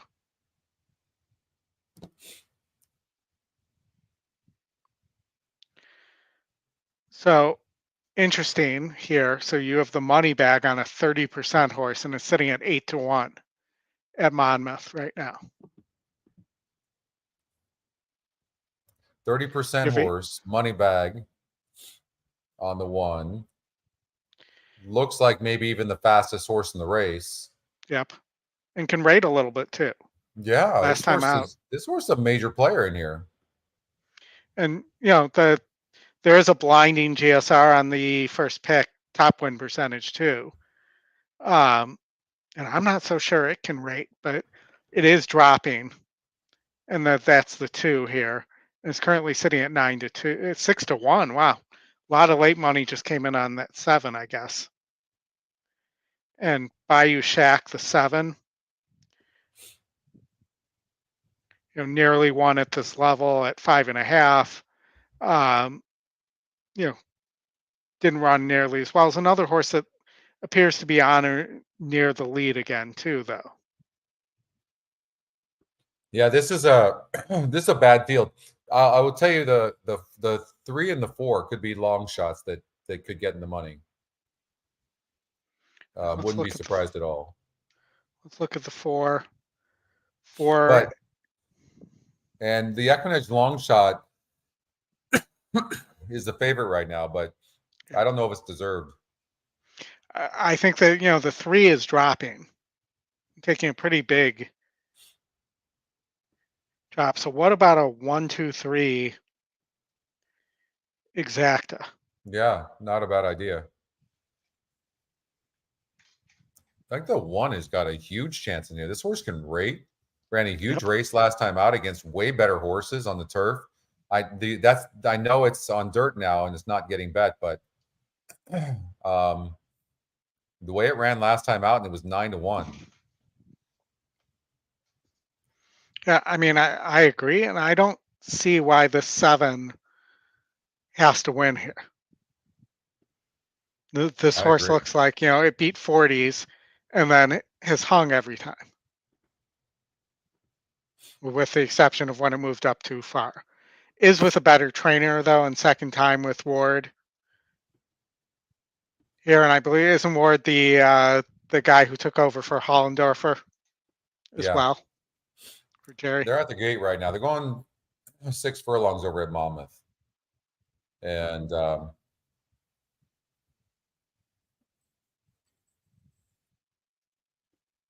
Chris Griffin is the racetrack announcer. He did some work at Los Alamitos filling in for Ed Burgard as well. Good guy. Chris is a really good guy. Yeah.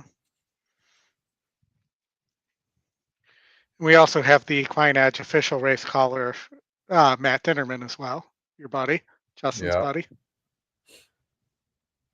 I'm hoping, knocking on wood for him, that he lands somewhere good once Golden Gate closes, too. Love to see him at Oak Lawn or something like that.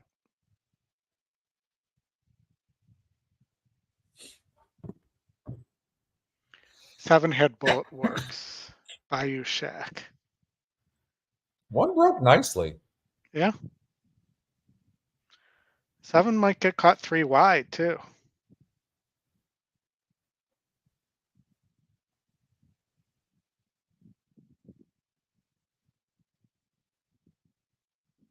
I would love to see a 1-2. 2 did get bet down to 7-2 late. The 8, who we didn't even discuss, is your second choice amongst the bettors. He was not running at all.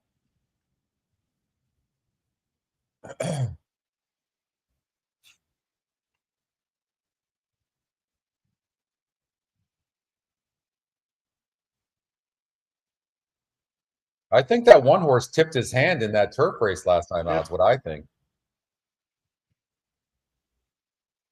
See if the 1 can hold on here.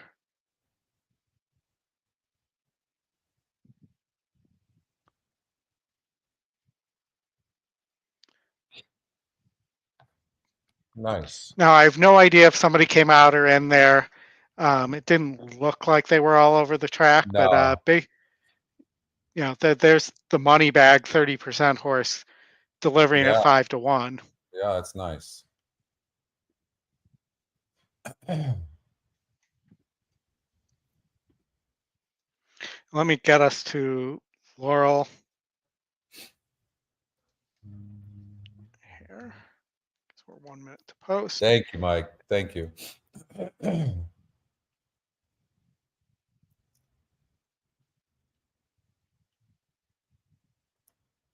we go. And Scotty, if you can hold it down for a second, I'm going to take a quick pit stop in between. Yeah, no problem. All right, so let's and the horses have now reached the starting gate. Let's check out Laurel Park race number 7, see what we can. So we got a big speed horse in the 2 horse. And this horse broke from the rail last time out and broke 7th and rushed up and still almost hung on. So everything else is the same. Second EquinEdge pick. 5 horse Sheriff Ronnie. This horse has just burned a lot of money. I would imagine this 2 horse is going to be really tough on the lead. and could run a really good race. Too many kisses. The interesting horse for me is the 8 horse, the EquinEdge, or 22%. Looks like top win percentage. 9-5. Neuschwanstein. I think for me it would be the 2-8. Those are your two. Well, the 5's getting bet as well. So is the 6, but I would imagine this 8 horse is probably extremely live, and they draw a really good post. Vinco. But the 2 horse, if the 2 horse breaks good, could be very, very tough to catch. You know, I probably would lean towards the 2 horse and go and gate to wire. High Value.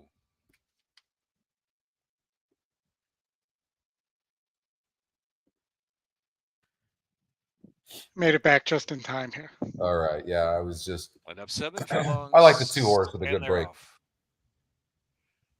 Yeah, I was 2-8 here. With High Value, the first time starter on the outside. Well, the jockey grabbed the 2, so a bad break and then grabs the 2. It's just along in 5th and 5 lengths off the early. You know, when you're betting horses too, if you're not going to get, you know, you've got to get good rides too, and you've got to get good breaks, racing luck, as they call it. I mean, I would take the 8 horse right now all day long based on that break, the outside post, and the jockey on the 2 is just terrible. Another 4.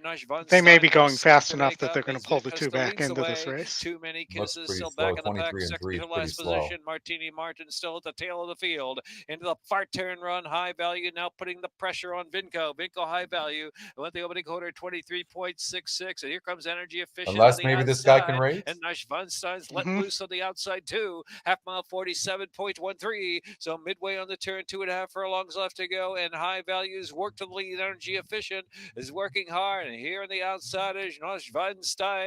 Vinco down to the inside. Sheriff. Let's see if the 8's got horse. I think the 8's got horse. Along 5th and trying to take 4th. Yeah, coming does. to the last furlong. Just really High Value kicks away. High Value ridden along, opening up now under Sheldon Russell. It is High Value. High Value widening the margin. 3-4 lengths. High Value going away in a sharp win. High Value over Vinco second. Schwanstein third. If only we were privy to know how they were planning on riding this horse, you know? Yes, exactly. I'd have taken the 8 with that post position all day long. You know?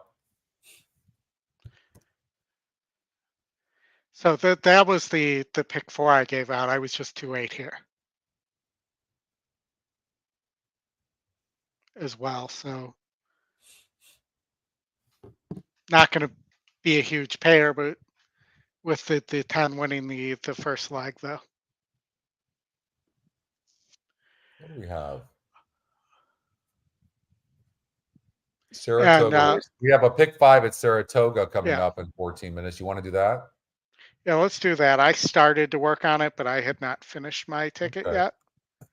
$120. Yep. It was your birthday yesterday, Oldie? It was my birthday yesterday. I spent it traveling basically. I got a late dinner about 9 Eastern time with my son for my birthday, but that was about it. But well, happy belated birthday to you, Oldie. Thank you. Thank you. And believe me, you know, my wife and I have already talked about the fact that, you know, we probably have 5 more years of taking kids to college. So it's going to be a while till I'll be able to relax and actually enjoy my birthday at home. But it's good times. I enjoyed all the time with my son and everything like that. You know, he's getting to the age where, you know, is 19, 20, you know, where a few years from now, he'll be off on his own and everything like that. So at least I hope, you know, that's he will be for him. So I want to show you guys the horse I was talking about with the huge GSR change. So look at the 4 here. The 4 Sees the Gray. It's a D. Wayne Lucas horse in race 8. And just to prove here, you'll see it's a 46 on the dirt at this distance, on dry dirt, and a 70. Wow. Yep. And here's what even helps that cause is the 2 horse who's going to be your favorite is dropping from a 79 GSR to a 58. Equally, 21 points. Yep. So Whereas the 4 is going up 21 points. For me, And the question here, 17%. I think the horse is single. I was thinking that. The other horse that really interests me, though, is this 3 horse for Delgado. But it is also losing a lot of GSR as well. A huge loss in GSR. Let's see if that's, yeah, no, that horse wants turf. So let's toss that out. Let's just make sure we're not missing anything else. Let's take a look at this 10 horse for Asmussen. Looks like, and even though it's not showing big pace numbers, like this 4 needs the lead. Or not the 4, I'm sorry, the 10 appears to need the lead. Well, I mean, he's drawn inside both races. Now he draws outside. EquinEdge second pick. I can tell you for me, I am going to play this pick 5, and I'm going to put the 4 and the 10 only. Let me just look at the Rudy horse here. That the AE that got in, there's an E morning line angle. This horse looks like it can rate a little bit. The 13 Antonio of Venice has a drop going from regular to wet on dirt. Does draw Saez. So I might do something like that.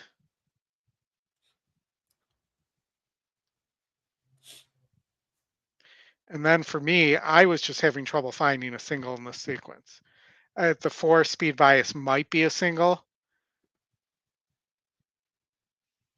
here, but Red Run has a huge wet GSR and has been facing much better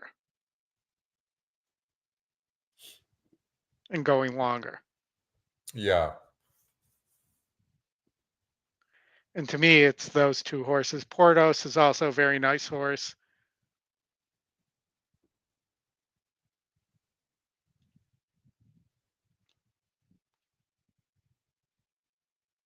Let's see, this 5 is your morning line favorite. Also a gun runner. It's Linda Rice, but it's... I think you could get away with the 3 and the 14 in race number 10. 3 and 14. Let's take a look at that.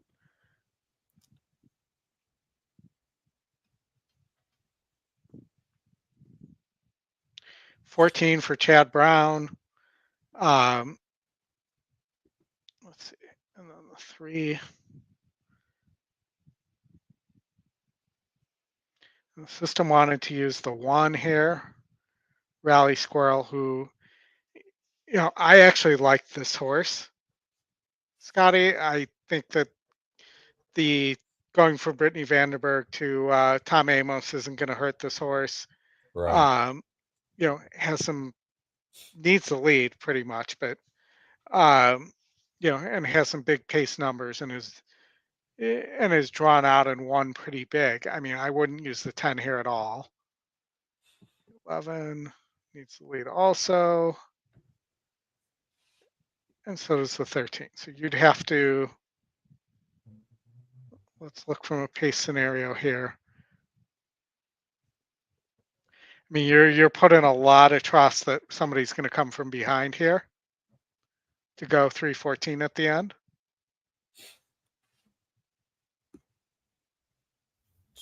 Let me just see here. And it just wants to keep loading up this race 9. So if you can find somewhere to go. I'm looking at the first leg. I mean, you're 70% chance, 73% chance of getting by this first leg with just the 3 and the 1. Yep. I mean, 7. I will say this. I think the 4 horse is a very interesting horse. But I'm wondering why the EquinEdge long shot did not, algorithm did not use the 4. It could have. Why did it use this? Why did it use the 7? That I'm not sure. Again, because I don't. I think that sometimes the long shot uses. I don't know. I mean, sometimes I feel like we can't control that. I'm wondering though, what about singling this 2 horse coming in from Monmouth?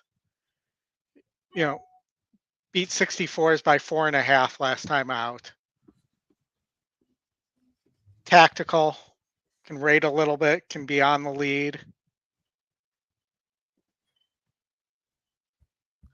And, for me, I might play this leg like this.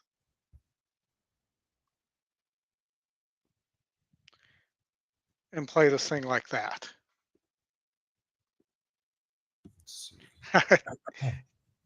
Dave, add another 9 years onto your second guess.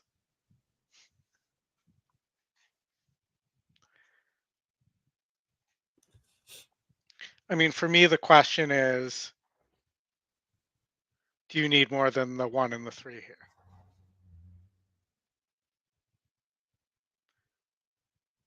Let's look at the long shot for Rudy here. Well, the 4 horse is interesting from the perspective that it's jumping from a 43 GSR to a 60. So that's 17-point jump. Yep. Had a wide post last time out and it was wide. And so it's getting into its 4th race and it's, Irad Ortiz. So it's liable to run a much better race where you have a second-time starter here. It's dropping in the 1 horse in GSR. So there's no guarantees there. So what about this 9 horse for McPeak? I mean, I don't love the works. It's the same kind of style as the last one we were talking about, the McPeak horse that had really slow works, didn't run a lick.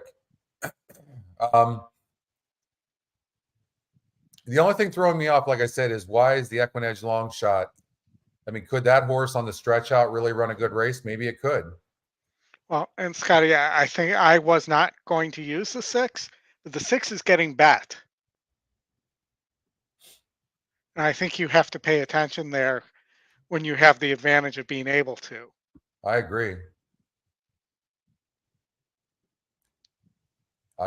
Yeah. I really like the 4 with Irad. Let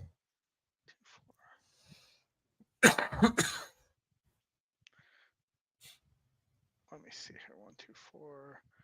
I could add the 5 here, and I'm at 144. I could play this and feel pretty good about it. I'm using the 3 and the 4. That's it. That's all I'm using. In what race? In this race here. Yeah.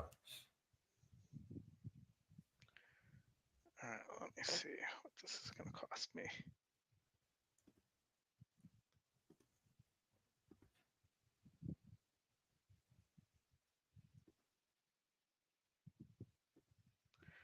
All right, I'm going to take 1 shot here and go for this.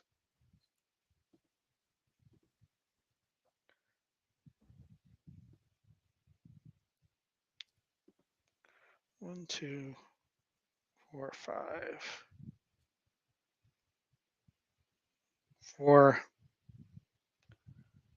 10, 13, 2, 5, 1, 3, 14.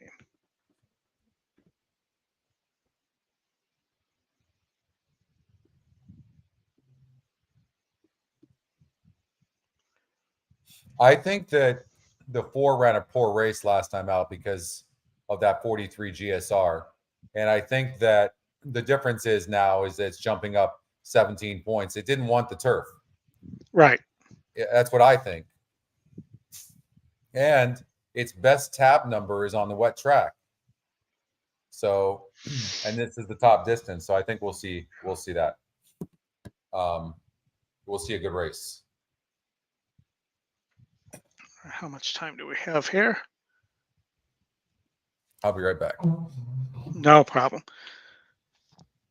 So we're moving to Saratoga race 6. We're 2 minutes from post.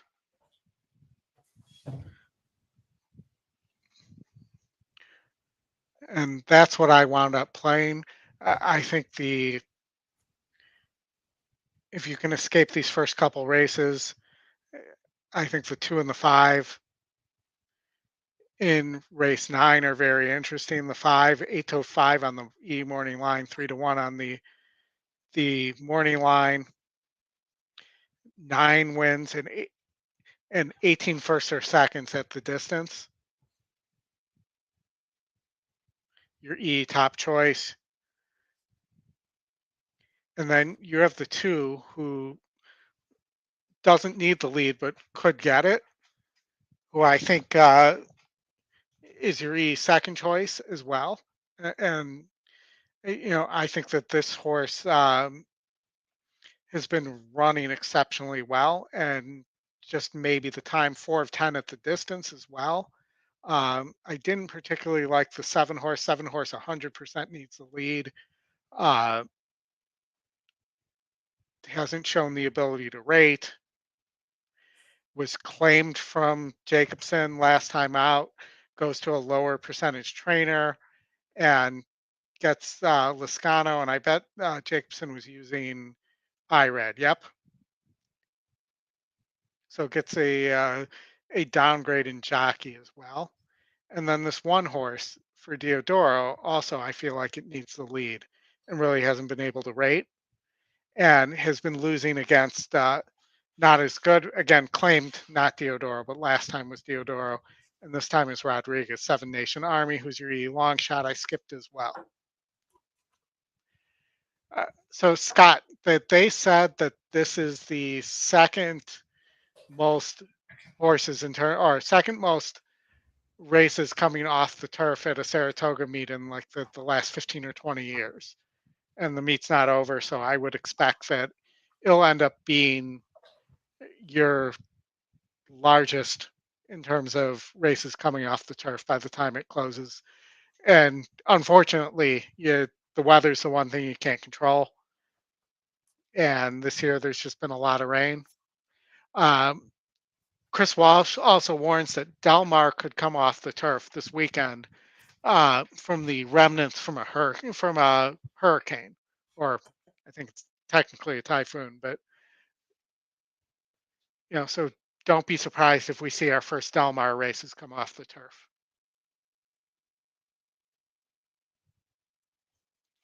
I was just talking a little bit about why I didn't use 7 Nations Army and some of these other horses in race 9. Did you have a ticket you want to give out real fast while they're On where? From where? from Saratoga? What you played? Oh, yeah. Let's see here. So I played the 3-4 with 1, 2, 4, 5 with 4-10 with 1, 2, 5, 6, 7 with 3-14.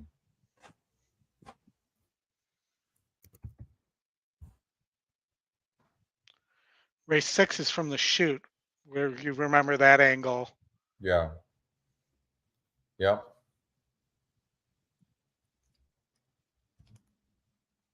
Don't be surprised if you see this 4 horse on the lead over at Saratoga.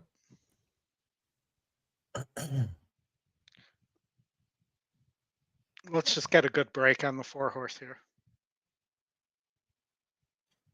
That 6 really the 6 went off at 5-2.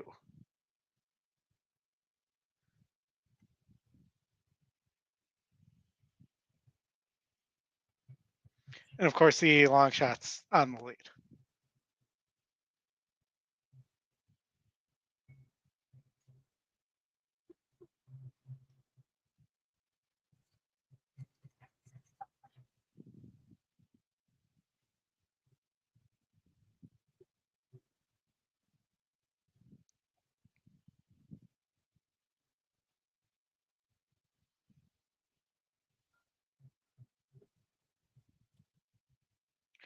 Here comes your 4.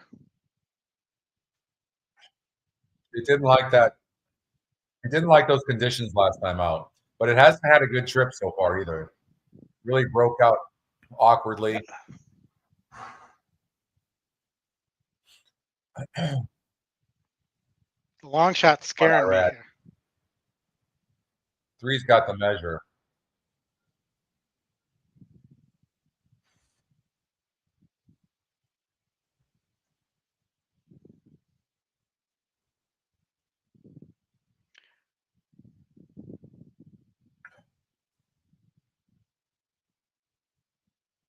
And the 5 is coming, but going to be too late.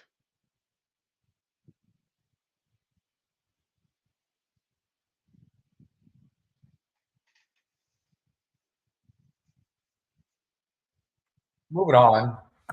Yeah. And we can move right on to Ellis, or let's see where Gulfstream's at here as well. Looks like Hey, Jazz. we're 1 minute to post it. Gulfstream, we can watch Ellis on our own computers here, but our phones, whatever the case might be. The last time What we did I do saw at him Ellis? in that I'm allowance out of it, company, but first of all, that was going a mile, and second of all, that oh, for, this in is my this opinion, is the just 5 added Quandra. too Oh wide of a yeah. trip Yep, to this be is your able horse. to try and make any kind of headway while stepping it up in class. So, with that, to me, I find that so.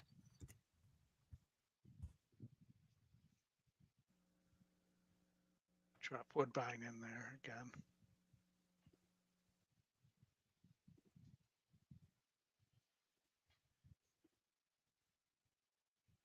And they're off at Ellis.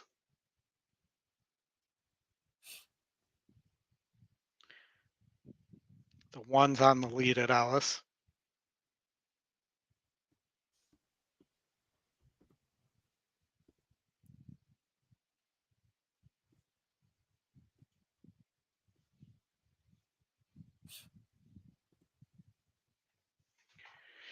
I'm surprised how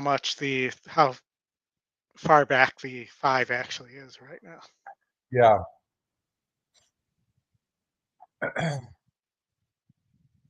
But seems to be running relaxed. Well, they're crawling too. Yeah. I mean, going to be very difficult to catch the 1 horse when they leave it like that. Hey, Andrew.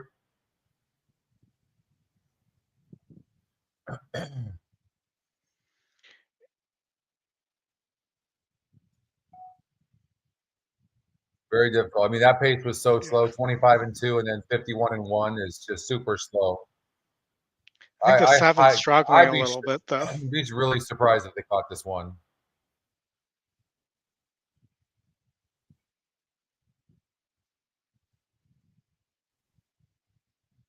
Yeah, I think 7 might have more horse than I thought.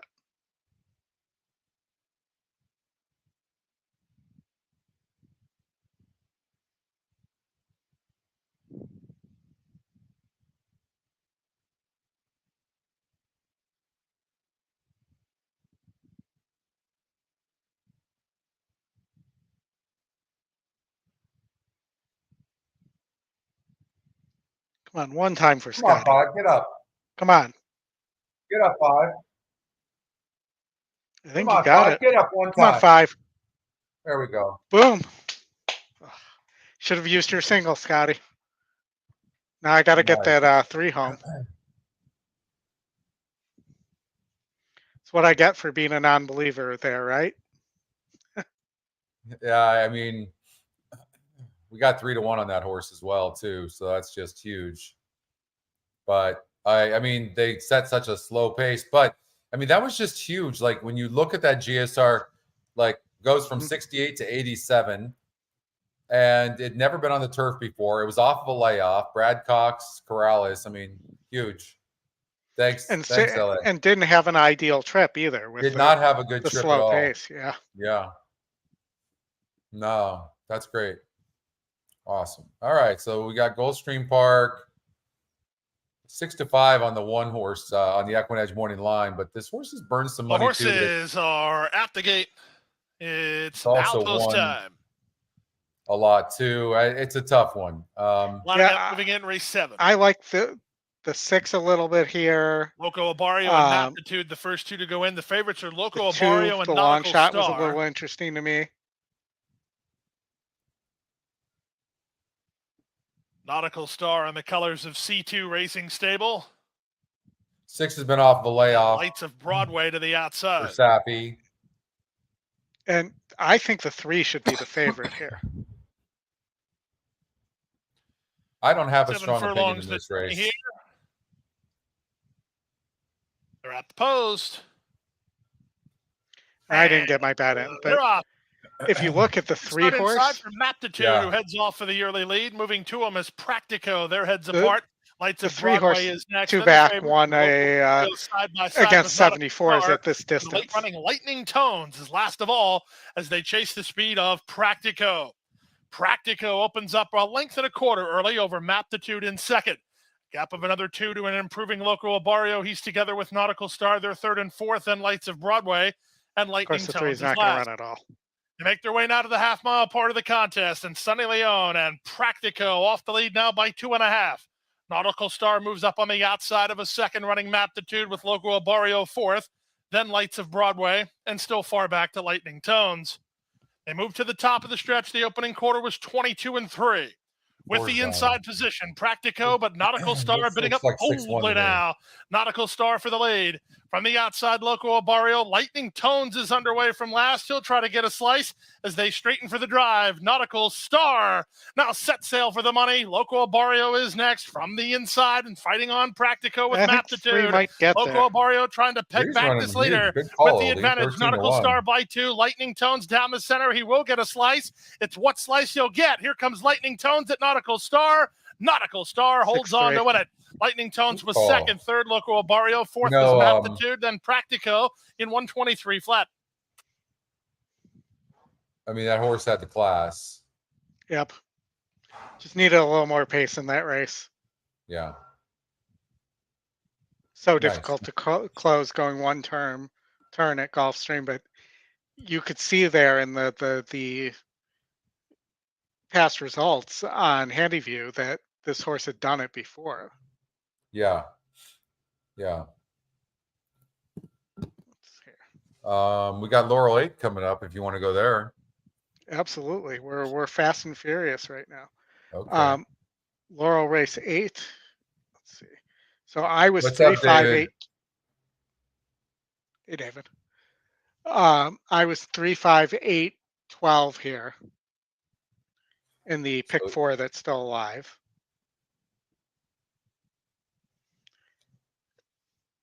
Three and 8 are going to be up on the lead. Not sure the 3 wants the turf here or wants this kind of distance on the turf, I should say, but has definitely been in there with some classy horses. Ran in the Breeders' Cup Juvenile, the Lexington, and obviously this is a 56 group, so it's getting some pretty a big class break here. Yeah. I've been eating really good, Richard. I've been trying to, I've been walking a lot. I've been going to the gym. I've been eating really clean.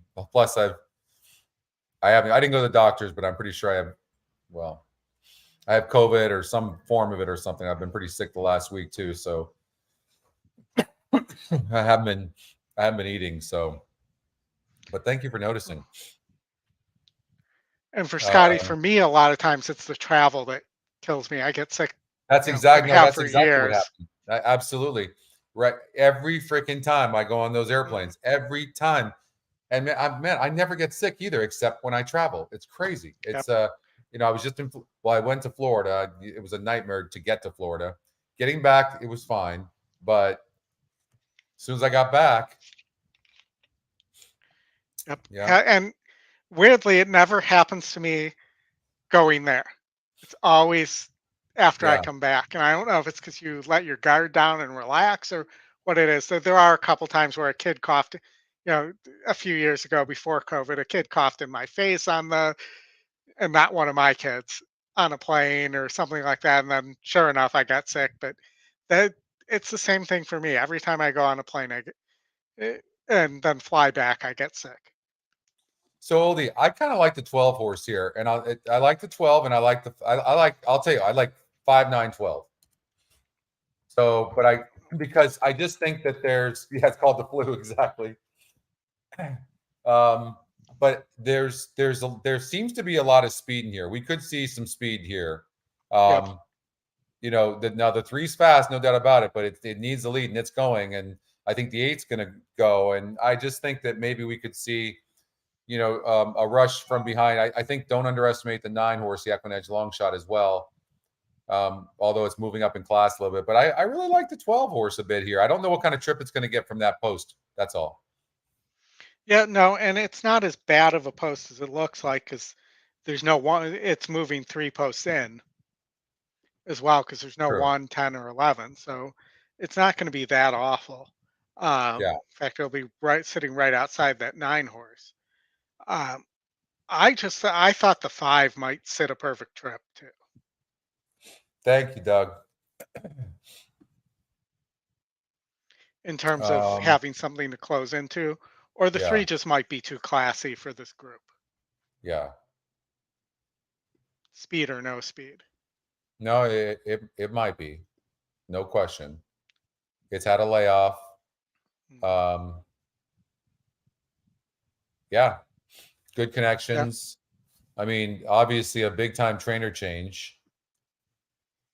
But you probably would say a trainer upgrade as well. Well, that's what I meant, but yeah. Yeah. And for me, I usually think of Motowns on the turf as more of sprinters. Even though this horse does have a big 10 furlong number. The one thing I've learned since I started really looking at some of the breeding getting into buying horses and stuff at some of these sales, it's that, such a high percentage of the success of the horse has everything to do with the mother too, mostly the mother. So we get so caught up in the sires because they're breeding just so many horses, and obviously a mare can't do that. So so much is reliant on the mare. Yeah, I mean, and there's no distance. It looks like there's an 8, a 10. So those horse could be okay at this distance. The other reason why you maybe try to beat this 3 horse is because of this low GSR. I mean, it's a 51 GSR. It's pretty low. Yep. And the 5 horse has a big GSR, but is also your favorite now. Yeah, but I mean, you had 9 to 5. Choice. I mean, honestly, the 5 looks the best horse. It just does. Mm-hmm. It does. It looks super. He looks super good. Let's get this up here for everybody. And hopefully I turn the sound off at Gulfstream.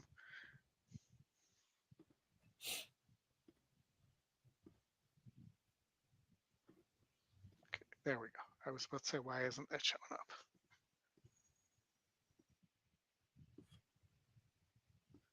And did my camera go out here? It's telling me. Yeah, I don't see you. Huh. Weird. Hard spun reason is 8 to 5 as it's set to load.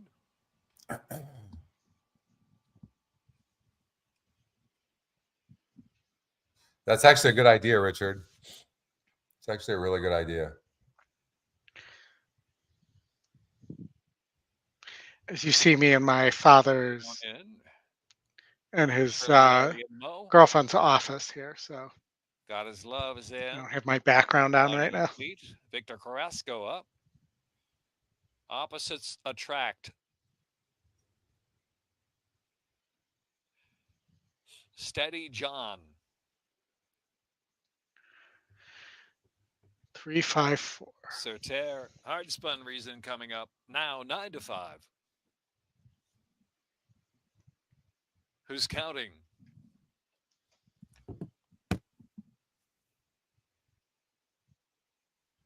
you think that's And also they're true of off. humans?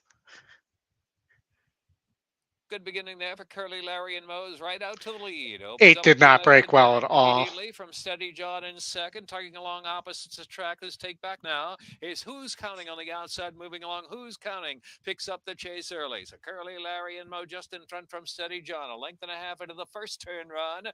Who's Counting on the outside in third position and gliding a fleet. Rounds that first turn, racing in the fourth spot. Outside is opposites of track, the two path. Hard spun reason, saving ground on that first turn. Tear back of the pack. Oh, come on. Opening There we quarter go. sharp, 23 seconds flat, leads at 2 lengths over Who's Counting in second. Very, very Steady fast. John third out of the inside. And he's gliding a fleet, going smoothly enough there in fourth. Hard spun reason is fifth with 7 lengths to make up now. God is Love. They're coming behind the outside there and in between horses. And it's opposites of track. On the inside is Saratoga with 1 beaten. That's Kitten around. It trails the field. 47.31 the half mile fraction for Curly, Larry, and Mo. Into the far turn run. Curly, Larry, and Mo about 2.5 lengths in front. Who's Counting? Steady Really need to John. see this 5 make a And move. gliding a fleet is in fourth.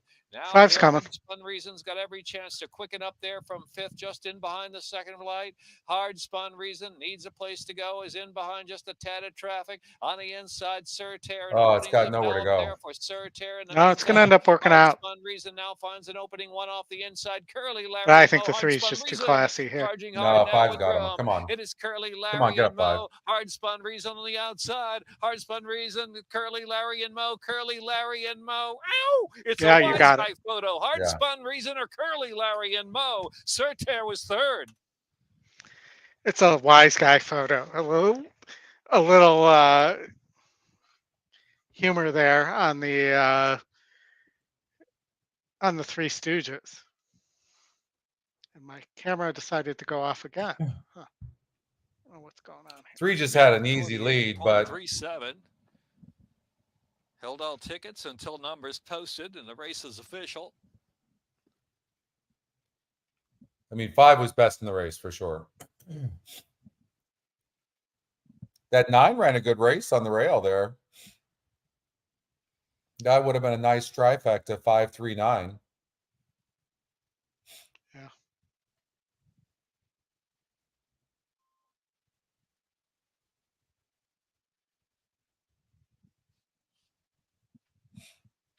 Yep. That one we're not going to be arguing over the photo. That was pretty obvious. All right. Well, we have Time, Hard Spun Reason. Curly, Larry, and Mo is second. Number 9, Surter. we have Woodbine in 7 minutes. We have Colonial. Colonial's about to coming up. go We have a big pace horse. Hold on, let me get this switched over.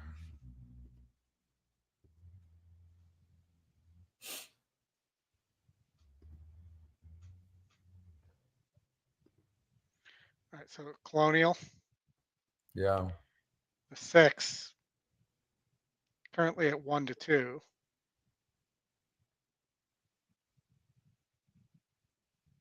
For Mike Maker, but only 34%. And this 4's got some speed too. Connections I don't really don't think- win. Yeah, I was going to say, I don't think the 4 can win, but the 4 might be able to set this up for somebody else. It's just a matter of who. You know, I think you could see a better race by the 8 horse here off the layoff. It's going up in GSR by 11 points. And it's 6-1 on the EquinEdge morning line, currently 7-1. But I think the 6 horse can be really tough to beat. But maybe like a 6-8 exactor or something like that. 5's Makes a money sense. burner. And the 5 does not appear to want this kind of distance. 1's moving big time up in class. Yeah, you're right. The 5's got a really low GSR. 8's got a good GSR. The 2 horse is an interesting long shot, although it's moving up in class. I kind of like the 6-8. I think 6 is going to be super tough to beat here. Yeah. I mean, you're going to need the 1 and the 4 to go with the 6 to beat the 6 here. What about this? Oh no, this 2's cheap. I don't. Unless this just sets up perfectly because those 3 horses all go.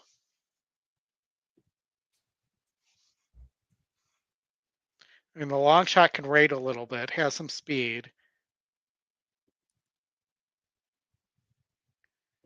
GSR is okay at the distance. Let's see, that exact 6-8 pays $9 if it comes in. Let's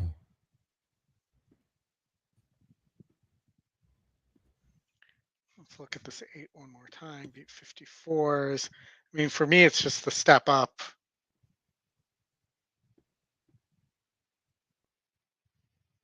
But yeah. I mean, the 5, that GSR is just really bad.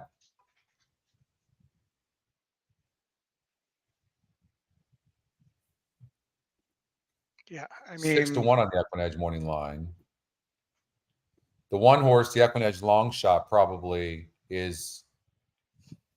I mean, here's another horse that hasn't. I mean, it didn't hardly beat any horses last time out, and it's shown nothing, and it doesn't seem to have much class. yeah, I mean, it should be the 6 all day, but this 6 is so tough here. I mean, the 6 would have to be no good, like something amiss with the 6 to lose this race. well, but strange things like that have been afoot at Colonial. You know, where Yeah, I mean, I'm looking for high GSR horses here in this context. So for me, it would probably be, you know, for the second horse, maybe a horse like the 6.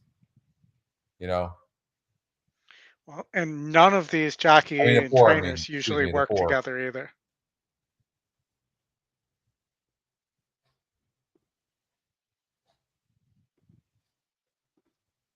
All right, so you're going 6-8 straight exacta, ice cold. I did a 6-8-4 trifecta.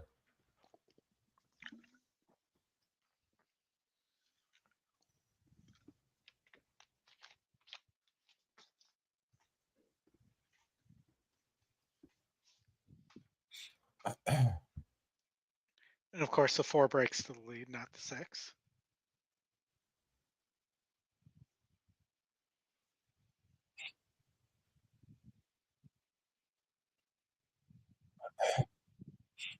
So 6 has got an easy lead by about a length right now, just completely in hand.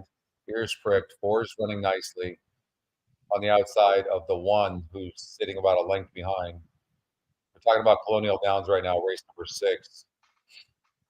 2-5, the 6 horse ended up going off at, really just galloping out there right now. 4 clear second by about a length, and the 1 on the inside right there in third. Mm-hmm. 8's about 5 lengths back, seemingly running easy.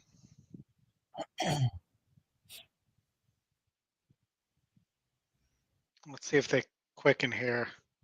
48-1. I think the 6 has this covered.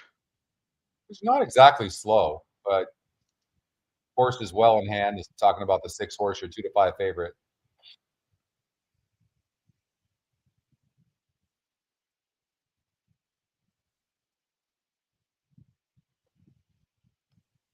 Horse still seems to have some horse.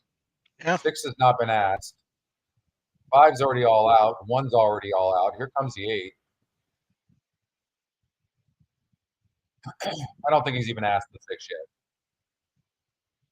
Now he just. I mean, asked. so far he asked a little bit, but even now it's just. Oh, there we go. That's the first whip I've seen. He was. So he's got to fight with the. He's got to fight with the 5 horse, who's the EquinEdge second pick.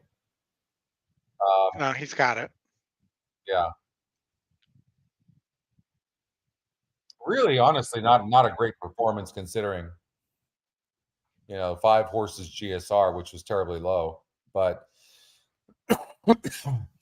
that was the EquinEdge second pick, so hit it cold.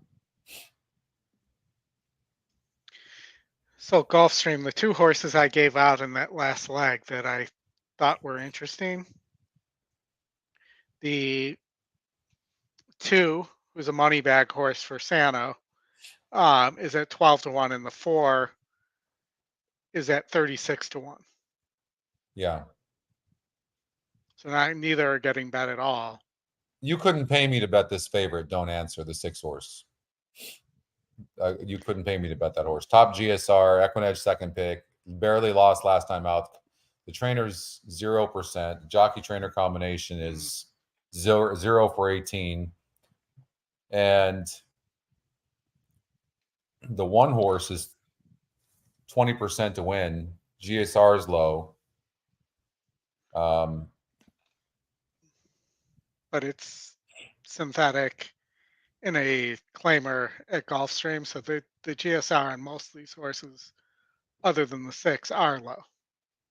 You got Zayas at 3-1 right now on a horse that's top EquinEdge pick, 3-2 EquinEdge morning line. Why the heck is this horse not getting any love? What's going on here? With the 8? Yeah. I mean, this horse just looks like a money burner to me. This horse is going to win this race.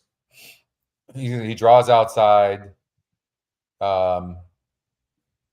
He's probably the fastest horse in the race. I think the 8's the horse to beat. Well, and I will tell you that, top win, top GSR, or not top E pick, top GSR, those win pretty heavily. But I might take a shot here either on the 2, who's moving to Sano, or the 1, because how often do you get a 20% horse for Safi sitting at 7-1? And I did have a note last time out that the horse broke poorly. Well, Zayas gets off of this horse. It was 63% to win, and it only faced 3 other horses. And Zayas gets off to ride the 8.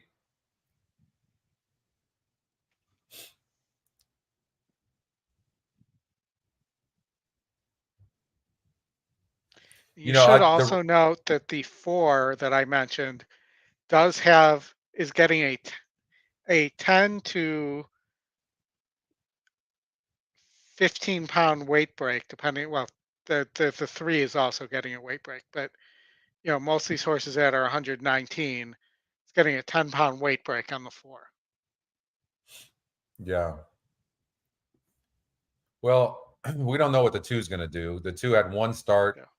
It's jumping 9 points in GSR. It hasn't been seen since April. Went off at 68-1. It certainly has every right to run better. It's facing easier horses. Mm-hmm. So, it's a money bag. I'm on the 8, but wouldn't be surprised by an 8 too. Let's watch this race, Oldy. All right, let's bring this up.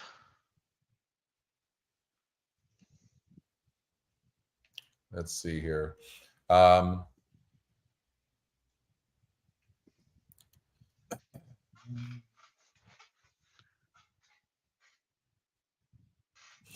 1 horse, I don't love horses that, this was a 4-horse race. I don't really love horses like that. I recognize it was off the layoff. What's interesting, though, is this 1 horse was in for a 25,000 maiden claimer off that layoff, and now is protected. Mm-hmm. Interesting. Safi puts a 5% jockey on the horse. Could he maybe be tricking us? Maybe the 1's live? I mean, the system thinks the 1's live. Yeah. At 20%. Maybe he did it on purpose.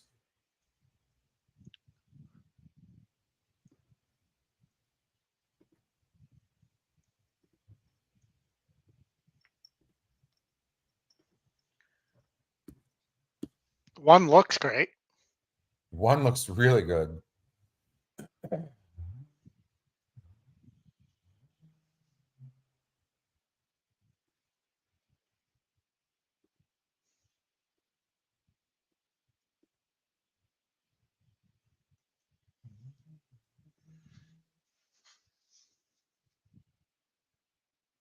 And I mentioned this in the chat the other day, but I want to remind people to pay attention when your ADWs are having hit it and split it's, to make sure that The horses are put at yourself the gate. into that and you take advantage It's of it. Outpost time.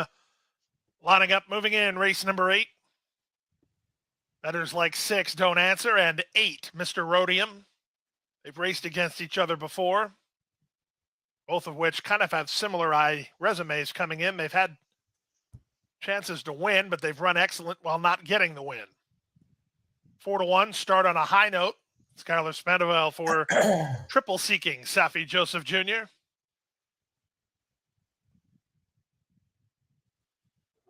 Last horse to load is Big Envelope. Don't start.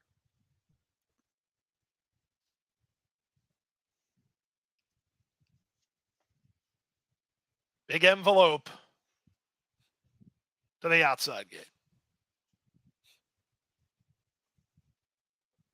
They're at the post. The 9 Big Envelope has And runners away. Poor beginnings, One Big broke Envelope much and better this Vindicated time. Tiger. Quick See if beginning my note is inside, right. starting on a high note, who heads off for the early lead. Splitting horses is Warlord Cruzan. Up on the outside goes Mighty Miracle. Farther out and moving closer, Mr. Rhodium. Back from there, it's Crow Motion, a length and a half in front of Don't Answer. Then Weston Time and Big Envelope. The trailer is Vindicated Tiger. In around the far turn they go. Start on a high note, and Skylar Spendabell clear at the 5/16 by 2. Mighty Miracle is second. Mr. Rhodium on the outside, Eight's now loaded. third. Driven fourth, Warlord Cruzan, a gap of 3. That's Crow Motion together with Don't Answer. Maybe. Don't Answer's about 6 lengths off the speed with a quarter of a mile left to go. Up front, start on a high note, wheels for home on top. Taking aim is Mr. Rhodium, back to third, and Mighty Miracle. Don't Answer tries to get a slice. Final 1/8 of a mile, starting on a high note, still has the lead with no signs of fatigue. Start on a high note, will win it and win it easily in the end. It's going to be a good battle here for second, that Mr. Rhodium wins over Mighty Miracle third.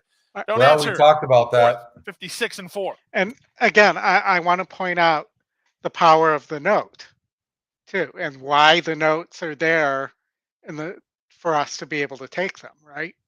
Because and this is not meant as a gloat at all. It's just, blue break. It was only a 4-horse race. So, if you're looking at this race and you don't have the note, you might not realize that this horse lost last time out because it blew the break. For sure. For sure. And clearly, and maybe the jockey change was because Zayas and this horse just were not compatible or together. Also, to a note on this race. So I did an exacta box 1/8 just that was my cover bet. Yeah. And my cover bet just paid me $3,600. Right. Boom, boom, boom, boom, boom. Yeah, just like as a cover. So I just played the one straight up to win.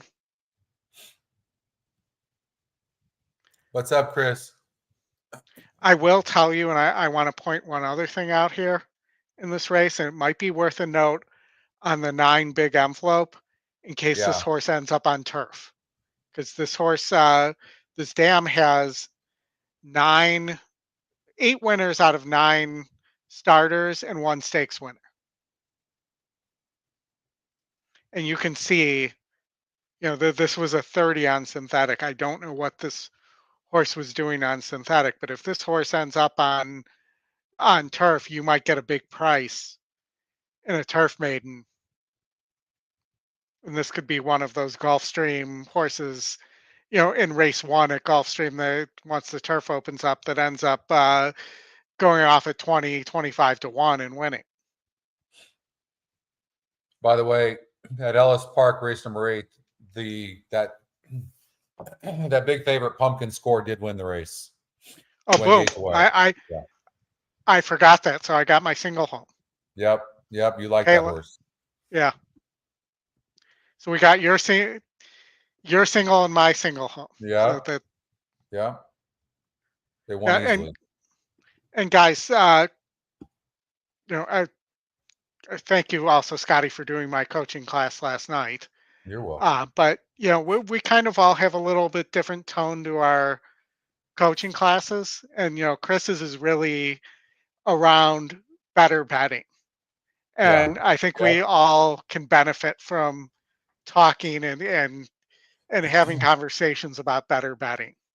Speaking of that too, like if you haven't joined a coaching class, I can't stress enough. It's so important if you're trying to learn EquinEdge or you want to learn and just try to understand it. Just go to EquinEdge.com, and it's free, it's easy, and there's 4 classes a week. Alfredo does a class in Spanish, Chris does one, Oldy does one. Well, actually, we have 5, huh? Because Justin does one as well, and they just make such a huge difference. We've seen it really help users, help the company, because people understand more. And anyway, so I can't stress enough to join those classes. They're super helpful. And it's not just a coaching class. I mean, it's kind of a conversation. And Saratoga went off too here. So let's see what happened there. The long shot won at Saratoga. 6 horse. Yeah, that was and I didn't use it. 11-1. It was 9-2. Yeah, the GSR. That was the one that scared me that I didn't use. That was the Santana horse. Yeah. But the coaching classes, it's the part of it is the interaction and the conversation. So yes, it's not just sitting here listening to Scotty and I talk. No. And you writing something in the chat. It's the opposite. Just the opposite. I'm pushing those hard too. And just because you've taken a coaching class, you can keep taking the coaching classes. We're all about that. I have my regulars on Thursday nights. For the most part, there are people who come every week, and they've told me they're just looking for one thing here, one thing there that they might have forgotten about, and are trying to get better at. So there are a lot of factors that go into that. So the race, Laurel Park's coming up in 9 minutes. You want to go there, Oldy? Yeah, let's go. Actually, I have it at 4 minutes. 4 minutes. I meant race 9 in 4 minutes. Oof. All right, and we are, and I'll remind you. So we are live to the 5 and the 6 there in the pay leg. Okay, good. What's it paying? Anything?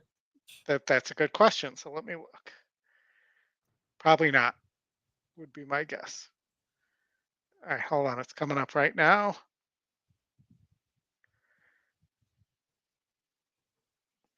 Yeah. So the 5 is going to pay 76, about $76. The 6 is going to pay 174.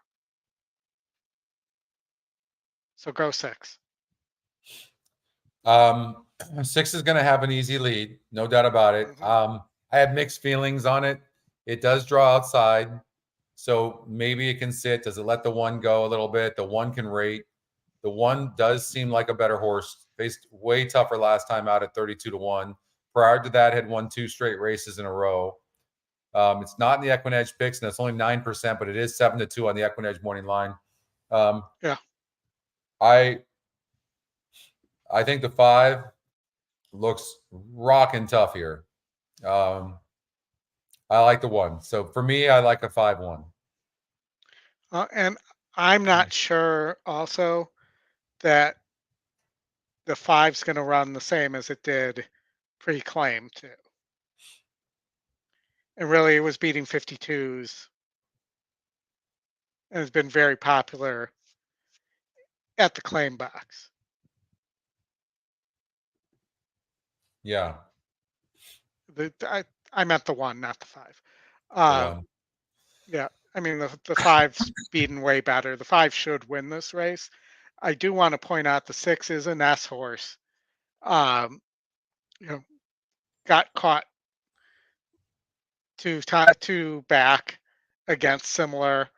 You know, had been mostly at Parks, didn't get the lead, and definitely needs the lead. This is one of those need the lead horses. But if this horse gets an easy lead for Ness here, that this horse could be gone.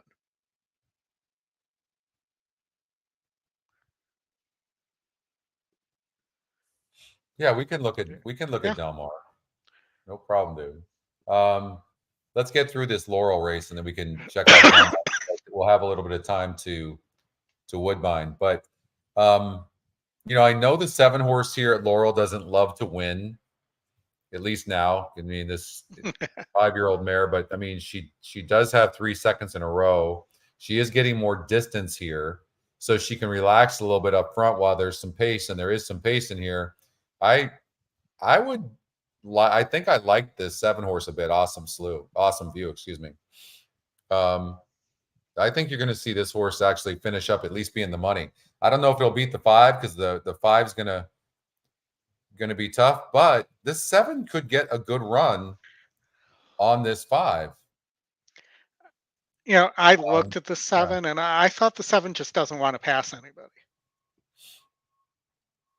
Yeah, but I think what's happened is it's having to be too close to the pace. I think it needs some pace, and it will get some from the 6. The way I'm going to play this is a 7 over 5-1 exacta, and then a 1-5 over 7 over 1-5 trifecta, something like that.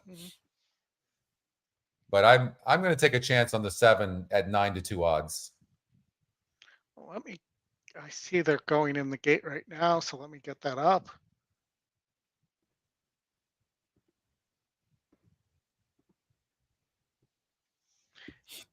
And we also have to talk about the Will pays millones at Ellis as well. 558,500 pesos. Oh, hold on. My flicker. Se paga la 12ª carta. There we go. She's a super freak.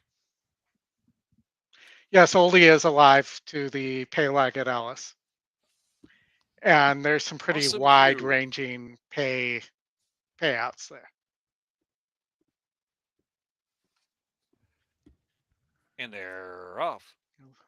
2 did the Willful did Desire me a solid from the there, railroad right to the front with running She's a right Super into the Freak, 1. and The 1 Awesome would have View gotten on the away outside, easily. Up close in 3rd position. My Flicker is next in performance. Well, Anxiety. the 1 did us The a Tata favor. Well, kicked did by me the a favor speeder. anyways. The Tata last Going of them with the all, 6. about a dozen lengths off of Willful Desire, who rolls on for the far turn, 3/4 of a I mean, length. 7 front is sitting from in a She's beautiful, Super beautiful Freak, spot. keeping a bit of pressure on. It's Awesome View on the outside, just there from My Flicker. They're head-to-head for 3rd. They're 2 lengths from the front, that pair. And Performance Anxiety, 5 more lengths to Tata, ridden along for more. Round the far turn, Willful Desire, She's a Super Freak, and Awesome View cruising up on the outside.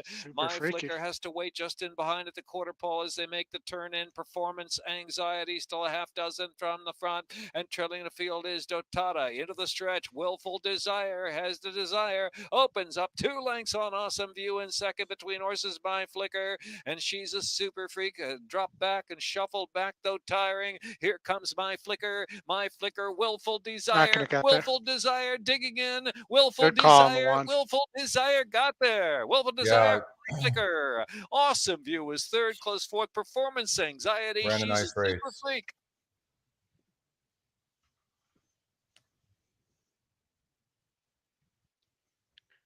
Let's make sure I turn the sound off this time.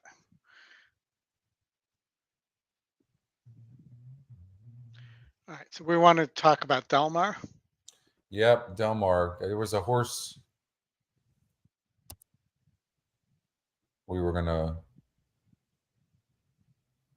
that David wanted to look at. The 6 has a chance to upset the 2 big favorites. Which race was he talking about, though? Oh, first race. Guessing race 1. Yeah, race 1. Okay. Just looking at this.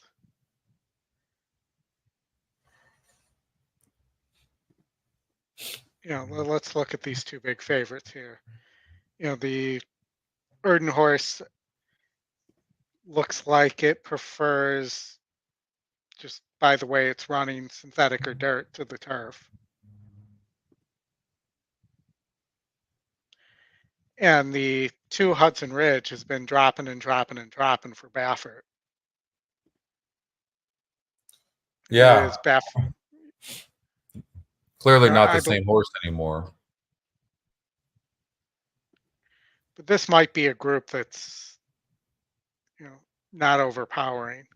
No, I mean, look, you could get a long shot here. If you look at the SOR, considering you've got Lottery Pick and Hudson Ridge in here, I'm really surprised to see that this SOR in this current field is only a 56. So, yeah. Yeah. I personally like Lottery Pick in this context because, first of all, it had rattled out. This horse likes to win. It broke 12th last time out. It was crowded at the start. It lacks room. I mean, it was to say it was best last time out against better horses, and now it jumps up to 40% to win. Like for me, unless it gets a bad trip, and it's not a big field of horses. It had 11 horses last time out. Now it's only facing 5 horses.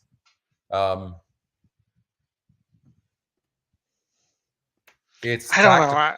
Race. I like the 4. I don't think I like the 4, to be honest. Why? I just am,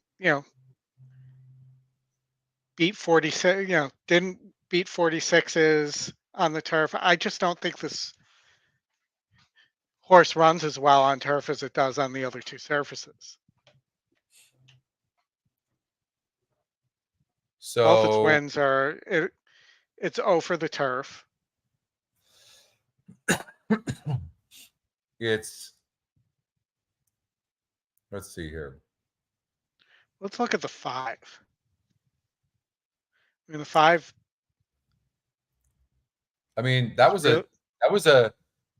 of all, it's only raced 10 times. That was a really, it was a really tough group. It was much tougher than what it is lined up today.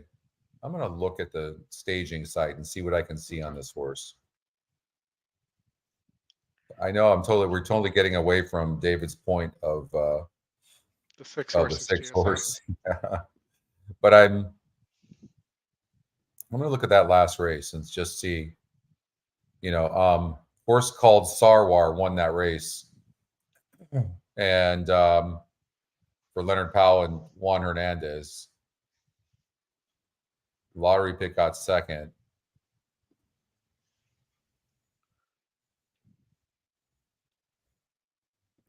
I mean, it certainly looks like besides Hudson Ridge. Ridge coming off a layoff. I mean, look at the GSR on this 5 horse too.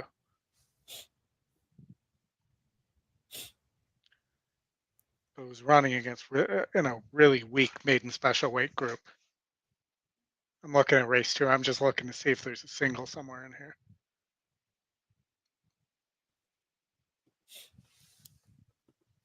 I just feel like the 4's just been facing better horses. I don't know about the 2 because I don't know if the 2 horse is still okay.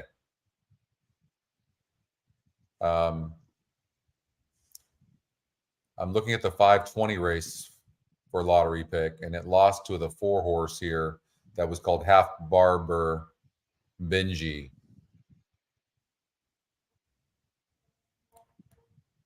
Who's not much. Not much. Yeah. Like, yeah, I mean, you're right. I mean, four's a player, but it's never. I will say this: it's never been 40% before. Right. All right.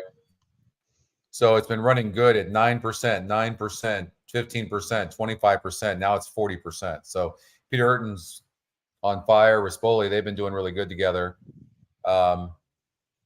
It's a smaller field, which should help this horse. And listen, there's in this race here. Here's the problem in this race: one of these jockeys could send their horse. Yep. And there is no speed. I mean, when you're talking about a pace number with Hudson Ridge that's 45, and that's the top pace number, it's like, holy hell. I mean, would Hernandez send this horse? Would he even think about sending this horse? I don't know.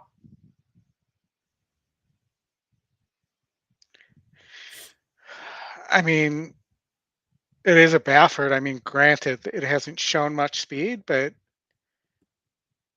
I could see that horse being sent. The system really likes these two horses, the 2 and the 5, in race 3.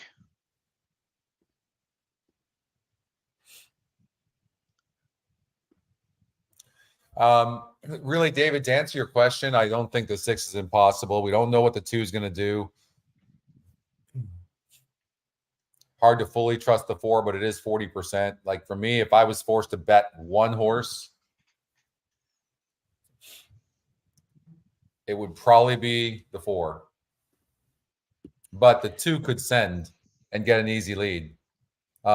Let's check out Monmouth Park, Oldy. John was asking us if we could look at that. The 3-horse Tap the Gavel, who's your favorite right now, is a My Racehorse that Kent Sweezy is training. Speaking of that, Kent Sweezy has a horse on Sunday that Richard Cummings, who's the owner of that horse, called me up into the sale and said, "Hey, I like 12 horses in that sale. Can you tell me which ones I should look at?" And I said, "Well, I think it's running in race number 6 or 7 on Sunday." I said, "Well, first of all, these 6 are bad because I have the progeny predictor, and so, but 6 of them, I said these 6 now are really good. But if you could get this 1, and that's Spicy Guacamole, who ran one time, ran a good race, and she just was cantering past them. I mean, they were standing still at the end of the race, and this horse wants longer, has numbers in the 80s and 90s."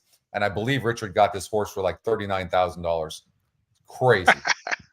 Crazy. Like, that's awesome. I would have been bidding against him if I was at the sale. So, and it's a Florida bred on top of that. Beautiful gray. So by Valiant Minister. Anyways, maybe take a look at the 6-horse. Yeah. Spicy Guacamole on Sunday over at Gulfstream Park. But yeah, so Tap the Gavel by Tap It, Paco and Kent Sweezy. I had a stale note, but not one that's worth it. I just wonder if Face of Barrio may have a shot to go gate to wire here, as I misclick there. Yeah, probably not. Just looking from this group. Yeah, will Sam Marin though know to send this horse? I bet you he wouldn't. And the reason is when you look on paper, you don't see that, but he is on the rail. Yeah. Maybe he'll send. And if he does, I don't love Tap the Gavel right now. I mean, barely winning against a 44 SOR group. Barely. I mean, at the same surface and distance. But the race before that, the horse actually had an outside post and against a group that's similar to this and ran huge. So I don't know what to make about that poor performance. Barely hanging on against a 44 group, honestly. Then goes off a layoff, facing winners for the first time. It's not in the EquinEdge top 2 picks. It's not my type of horse, knowing that this horse can win. I'm looking for, in a race like this, I'm always looking for a price. And look at the 7-horse, the EquinEdge second pick. It's 5-2 EquinEdge morning line, 22%. Yep. And EquinEdge second pick, and this horse right now is 11-1. I don't get it. Am I missing something? I mean, it's been running at Belmont. It's been popular in the claim box. Beat 52s 2 back at this distance. That they are coming out of the chute, so you have to keep that in mind too. Let's see here. So, other one was against 46s. This just might be a 52 horse, though. That's the thing. I actually like the 6 horse a lot here. I think even at 7-2, there's value there. Replays will definitely be here in the near future for sure. That's something that is being worked on as we speak for sure.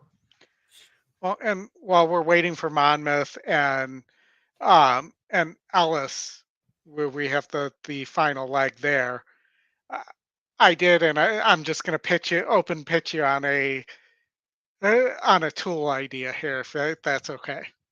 Yeah.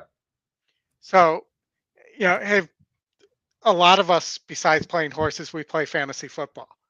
And I was never a big daily fantasy player, but I understand the way it's played. And it's very similar to playing a multi-race sequence, where it's not necessarily having the right horses or the right players, but it's the ownership percentage that matters. Yeah. So, and I brought this up on Twitter too, because we spend too much time in multi-race sequences talking about what the odds are on a horse in the middle of that sequence. For sure. And, so my idea, Scotty, is and I don't know if it's feasible or if the data is there, but to have an ownership predictor for, how heavily tied horses are in a sequence. So you can find the value in a multi-race sequence by finding the horses that aren't tied to as many tickets. Right. Because too often I hear something like, well, that there was a 12-1 over a 6-1 over a 2-5, and that pick 5 paid $600. Well, if 90% of the tickets were tied to that 2-5 horse, those other odds don't matter that much. Does that make sense? Yeah, it does. I mean, I don't know that it's doable because I don't know that the data exists, but I just figured I would pitch you on it. Yeah. As an idea, because again, it's another data tool. For sure. I know that some of the algorithms actually look at the ownership. Okay. So how much and how weighted it is, I don't know. I'll tell you how I'm betting this Monmouth Park race just for action. Yeah. I did a 1-6-7-8 over 3 exacta. That was it. Just for some action. All right. So let's take a look at, because we have not used the ticket generator for a trifecta or exacta today. I feel like we're doing a disservice. It's going to use the 3-6-7. Yeah. So why not take a flyer on the 12 here? Let's see. 1% horse, 32, faced a 32 group on the turf, likes the GSR for Kathleen O'Connell, who's got also the 8 in here. Kathleen's my trainer on my midshipman. In fact, I went to go look, me and Anna went to go see our horse when I was in Florida last week, and went to go see Galicia Spirit is what we're calling him. And he looks like $1 million. He's going to be a turf horse. And man, you would not believe, you have never seen, for a 2-year-old, how calm, relaxed, well-headed this horse is. You want to talk about eating up. I mean, this horse eats and eats and eats, which is, it's an important thing, because usually if a horse isn't eating, it's a sign of something that's bothering them. So I mean, this horse just eats all day long, loves being on the track, super competitive, looks like $1 million. If you go to equine_breeders, add on equine_breeders on Twitter, I posted some stuff. I'm going to post some more stuff today too. But take a look. He looks like $1 million. You could play something like this too, or you could put that 3 and third too, or you pray or dump the 3 altogether here. I mean, it just the 3 looks like a minor horse to me, just like one of those horses that's gonna, run in the minors. But we'll see. I mean, the 6 horse Love Me Not is 8-5 right now. It's been running against better horses for sure. On paper, probably is the horse to beat. Yeah. But the 7 Provision, super interesting horse, 22%. This horse is 7-1. It's 5-2 on the EquinEdge morning line. It's getting bet late. And the one's a little interesting too. If it can get, especially coming out of the chute, if it can get to the lead. 1 is super interesting. Absolutely. I agree with you. And we're trying to make money here. So if you take that 6 out, let's take both favorites out. Let's play the 1 and the 7 on top. And maybe with those, if you get one of those 2, you play this a little larger. It's interesting, though, that the 1 horse is not the EquinEdge long shot. I find that very interesting. I was just going to look at the long shot, actually. Yeah. If you just take the top 3 EquinEdge morning line picks, you're looking at the 3, 6, and 7. So you could just do an exacta box 3, 6, 7 in there.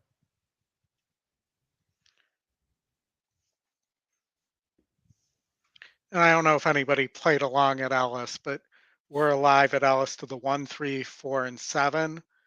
About a little over 1,800 to the 3, 1,200 to the 1, and then here's where the chalk comes in. The 7 is 340, and the 4 is 630 at Ellis.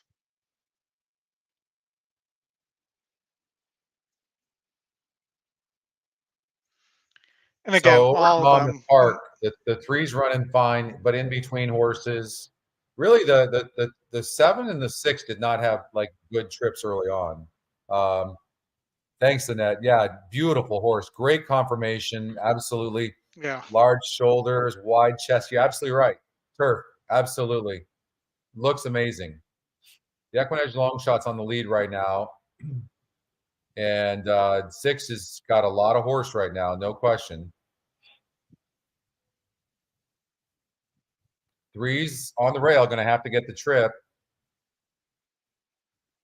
I just don't think the 3 is going to get out from there. I think the 6 is gone here.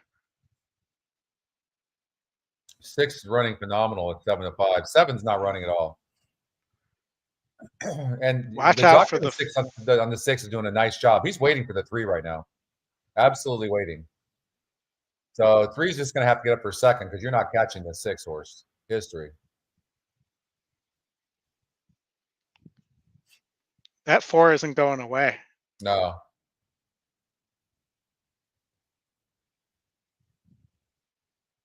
Yeah.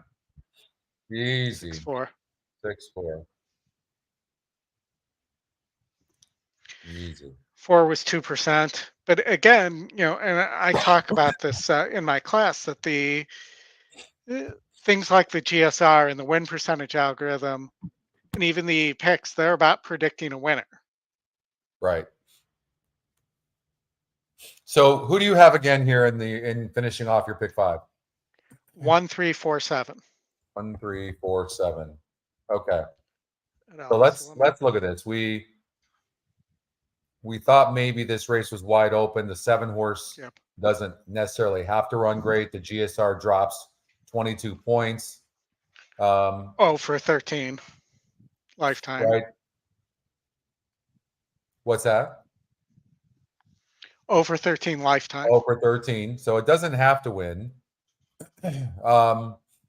Nothing wrong with the one horse, actually, Midnight Channel, who honestly, if I had to only bet one horse, it would be this horse for sure. It's going from a 40 to a 38 SOR, so it's facing a bit easier. There was 11 other horses last time it faced. It broke ninth. It only lost by 3.5 lengths. It was 5% to win. It's 23% today, and GSR's 1 point less, so it's about the same. It's 7-1 on the EquinEdge morning line. Certainly good. Yeah. Now, the 4 is going to have to get the trip, Oldy, but this is an EquinEdge long shot, and it's a price play. And, you know, there's no temporary rail set in this race, which helps the 4. It's 7-2 EquinEdge morning line. There's a lot pointing towards this 4 horse in this race. And the GSR fits as well. Yeah. Yeah. And, you know, the one, you know, is been at this level, is getting the extra half furlong, which maybe this horse needs. Now you got the 3 horse, which I know you added. Obviously, this horse wants turf because you can just look at the GSR plus tab and see that the 3 horse wants turf. And it's getting that. So it can certainly improve. You know, it hasn't run in the first 2 races, but now it's dropping big time in class. This could be the money run. I mean, the connections are very good. I'm not going to be surprised if this horse runs good. I'm personally doing a 1, 3, 4 exacta box, and I'm going to bet the 4 to win. I'm leaving the 7 completely out.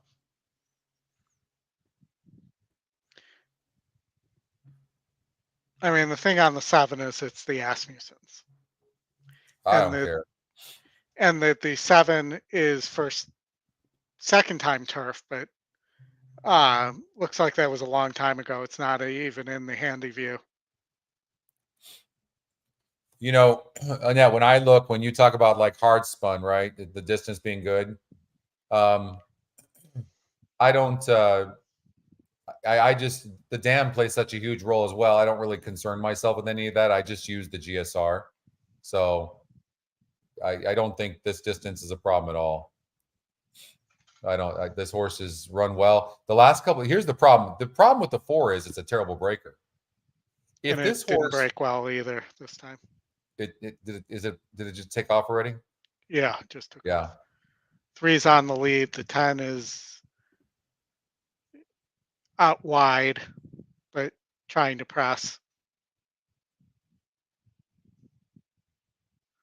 I mean, they're going very fast up front, it looks like to me. Right? Yeah, the 3 and the 5. The 5's taken over, so the 3's set enough.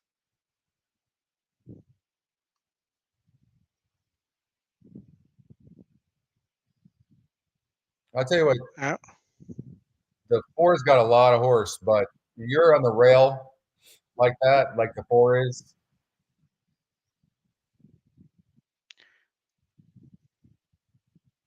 I mean, so difficult to play these races on the turf. The 3 took a breather and now is coming back at the 5.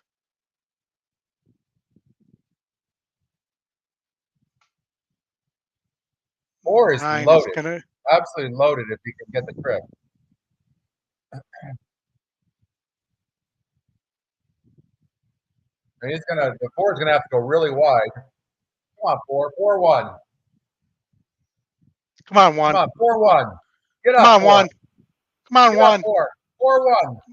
Who's coming on the Get outside? up. Come on, 1. Stay up. Get Stay up, up. Boom. All right. That was and again, that was one of the system That's plays. Really it was 23% at 10 to 1. 1, 3, 4 exacta box. Bam. Yeah. Nice. And that paid. That was a nice payout too. That was a little over $1,200 for 50 So 1 cents. 4 exacta paid $45. I had that 100 times.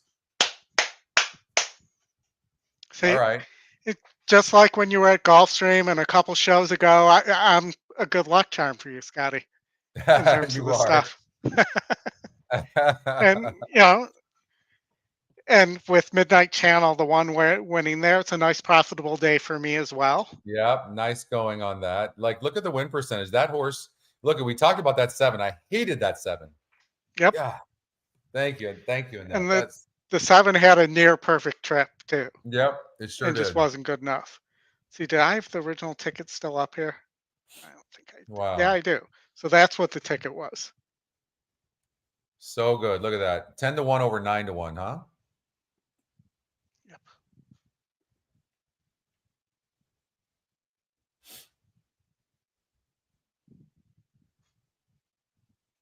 Oh no, over 7 to 2. Excuse me.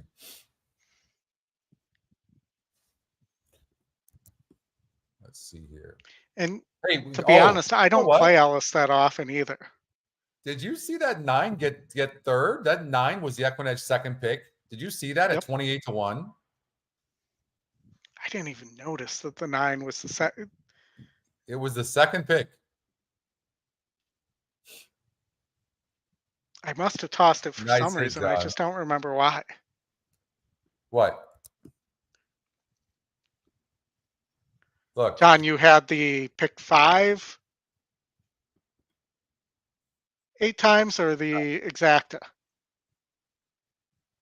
look at that. Oh no, the 7 got third. The 9 Okay. got fourth. It would have been huge if the 9 got third. Unbelievable though, right? Look at Boom, that. John. Nice going, John. You got the exacta. Nice going. Wow. That really is incredible. If you look, 1, 23%, 7 horse was 25%, got second, top EquinEdge pick. The 4, the EquinEdge long shot, and the 9 EquinEdge second pick. It's really incredible. Hey, I continue to just be blown away by some of the things the system, these algorithms do. It's really like, this is where the future is for sure. I mean, 100% with these algorithms. It'll be the horse racing industry will have a lot of opportunities because you're going to have people trying to catch up to EquinEdge, right? That's what's going to happen. But well, and there are other, like what's it called? ExpressBet has their AI, but it's just not the same level of, let's say, competency of the algorithms. I don't know if you can call an algorithm competent, but it's, and I'm tracking all this. Everything that we've done today is going in a spreadsheet. Yeah. And I know how amazing these algorithms are, and yeah, I'm getting better and better at just playing the way Justin wants to, or tells us to play, which is to play with no fear. If I see something in that data, like I want to say it was a week ago, or a little over a week ago, I singled an opening horse at in the first race at Saratoga because it matched something in the data that was 60. It was 67% on one horse at Saratoga. Right. You'll take that all day, and it was. Yes, you will. As a free, basically a free square. Yeah. And wasn't like 1 to 5 either. What do you think? You want to go to Colonial Downs? Sure. Okay. Maybe, let's see. It looks like we missed the Saratoga race. Or hold on, let's see if we missed it. It might have just. Do I not have Saratoga on my screen anymore? Hold on. Yeah, we missed. Who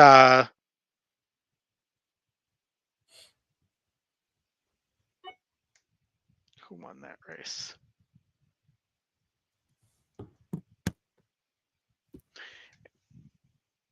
Okay, so our horses that we liked ended up finishing second and third at Saratoga. The 4 who had the huge wet GSR And the 12, I think you like the 12 Yeah. there, that they finished second and third. That's what I wanted to take a quick glance at. Thank you, Wiz. Yeah, don't forget everybody to please like the show. It really Yeah. helps our channel. We appreciate your support. And we appreciate you guys hanging out with us here. So we want to go to Colonial, correct? Yeah, let's check out Colonial and see if we can find something. Look, you know what I want to point out too is look, we're going from race to race to race. Yeah. When could you ever do that with any other platform? I know I'm being a EquinEdge homer right now, but I get it. But that being said, am I wrong? I mean, how? No, You I mean, right? You couldn't do that. I did 0 handicapping beforehand on Ellis. I did it on the show in front of everybody. Yeah. And, you know, we spent what, 7-8 minutes on it? Yeah. You just couldn't do that. Yeah. There's no way. So this, what we just did, what we just handicapped and won, there was no pre-handicapping. You could not have done that over at Ellis. Thanks, Annette. and yeah, no, I couldn't imagine, John. No, I couldn't even imagine, honestly. And I'm looking, what do you think of this 3 horse here? I don't like the connections. That's the only. Let's see here. So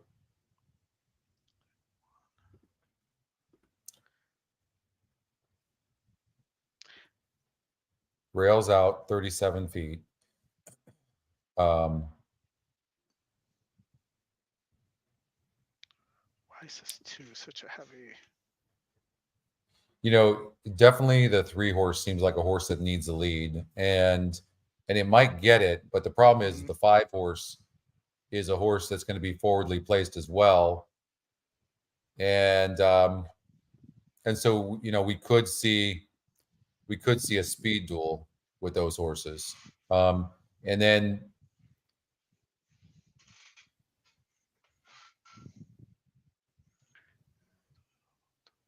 what's up, Guillermo? So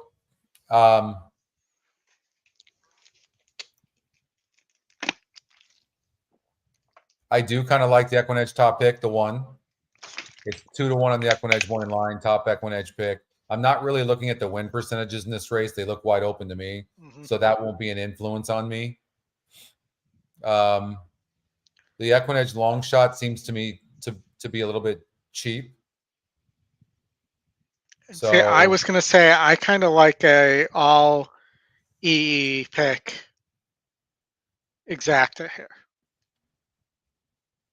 The 137.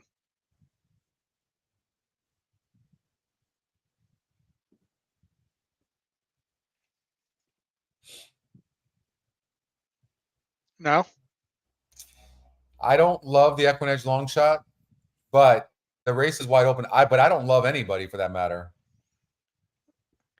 You got to do that, Guillermo. Yep, you're gonna graduate.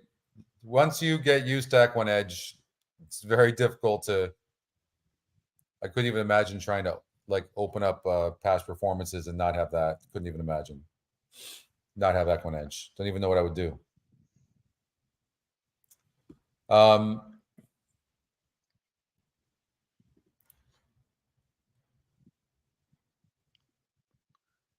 cheap, right? Yep. It really looks like the 1. It really does. Like this is 1 all day long. The one is very honest. I don't like the 2 at all. I don't either. Or the 4. But the trainer's 0%, so I don't like that. But on the 3, we'll see. But no, I'm sorry, that's on 3. Yeah, on the 1 horse, connections are good. Yeah, I like the 1. I'm going to personally bet the 1.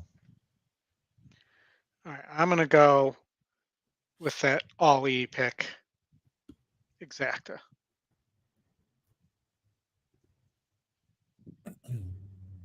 So I think the 8 could run really well here too.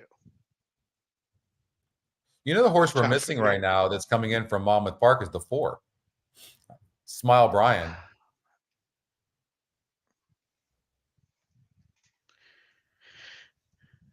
It just depends which version of this horse you get. The last 2 times out, this horse didn't run a lick.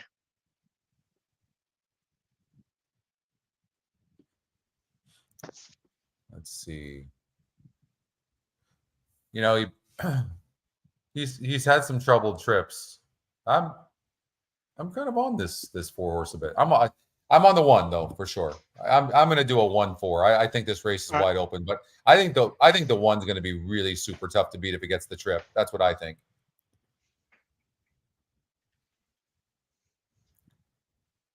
The 3 is a really tough one to judge. The trainer's 0%. Second off the layoff. Yep.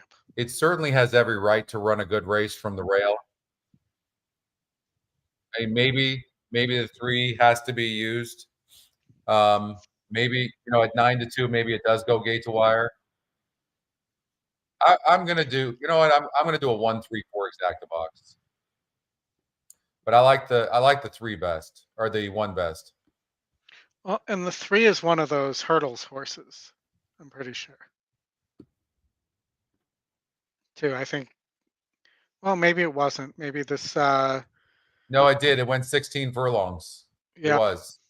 It didn't run a lick though.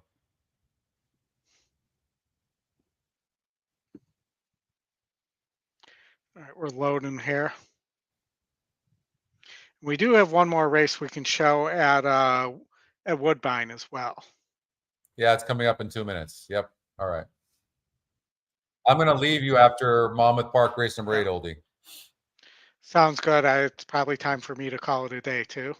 I appreciate everybody who's hung out with us all day. And the support. 12 is getting bet. That's a price play. It's only 2% to win, but I just hope the 1 gets a good trip. This 1 looks really solid to me.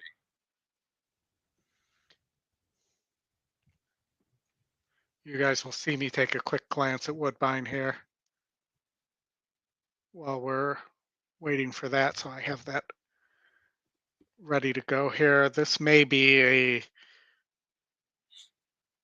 a long shot play for me.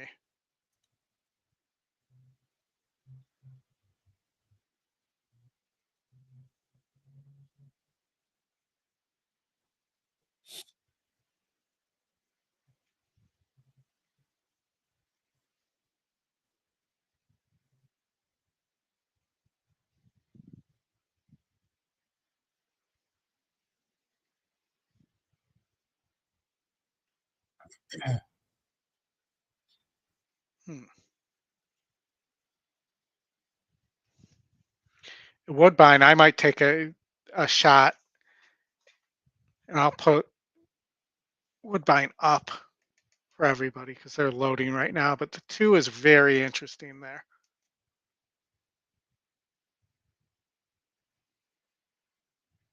If I can get my cursor over here.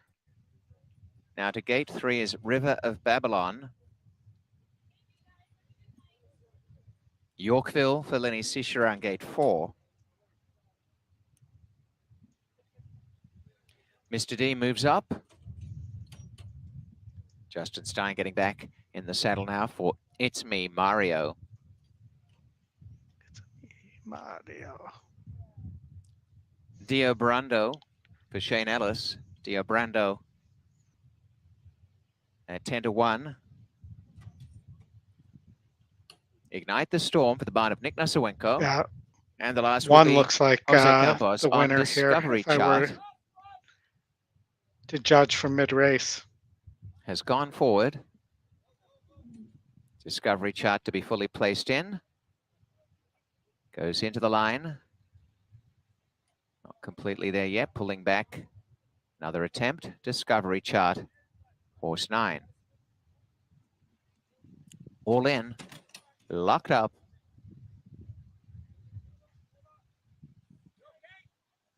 Off they race. It's Me Mario won the start from 1-3. Discovery Chart. Away pretty well was Ignite the Storm. Yeah. And coming through on the inside, Smoke and Holiday to share that lead. A line of almost 4. A length in behind them is Super Genius from Mr. D. And then Dia Brando, River of Babylon. And Yorkville's in the centre. Racing clear, Ignite the Storm leads a length and a half. Smoke and Holiday, it's Me Mario. On the outside, Discovery Chart, a length and a half to Mr. D. And Super Genius coming up on the inside. In behind them early on is towards the back, River of Babylon.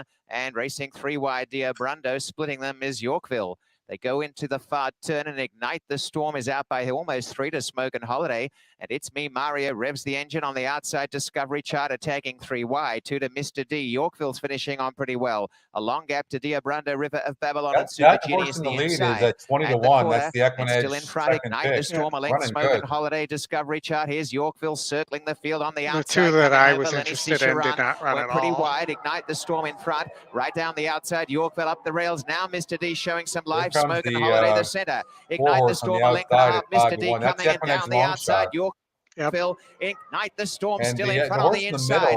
Mr. D trying desperately, but Ignite the Storm and Rico Walcott coming away to win well. That's the EquinEdge second pick at 20 to 1. Second Over home, the EquinEdge top Mr. pick D, over the third on the EquinEdge long outside, shot. Yorkville from Smoke and Holiday. Really insane. And the rest headed by River of Babylon.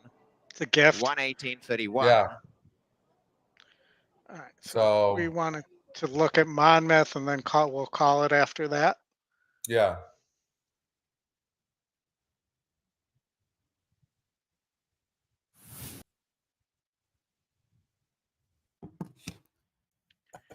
All right, last race of Monmouth, last race for evening. Looks like a paceless race. Nobody bet that one. Nobody said anything about that one horse we just had. Ended up getting bet down to 8 to 5, but the 1-3, what did the 1-3 exacta pay?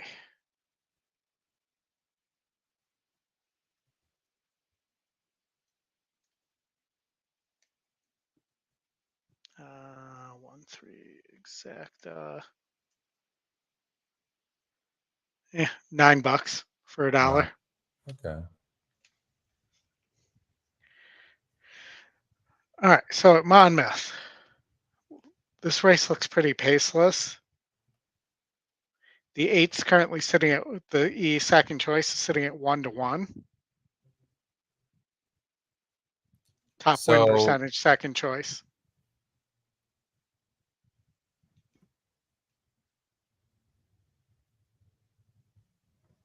Something seems amiss with the 8, and it's 4 to 5. 7 to 2 on the EquinEdge morning line. You got 3 to 2 on the 1 horse. 7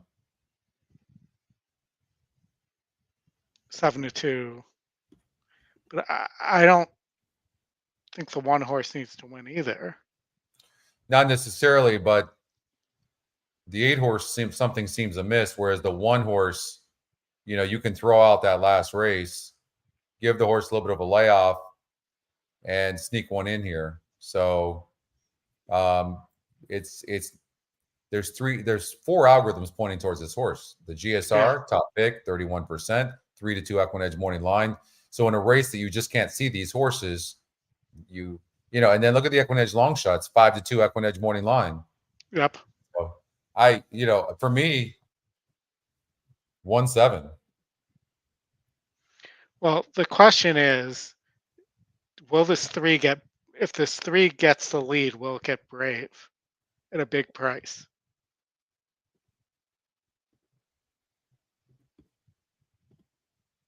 Because I just have no evidence of it getting the lead to go off of, and the horse just doesn't. It's a 0% trainer, probably won't end up getting the lead.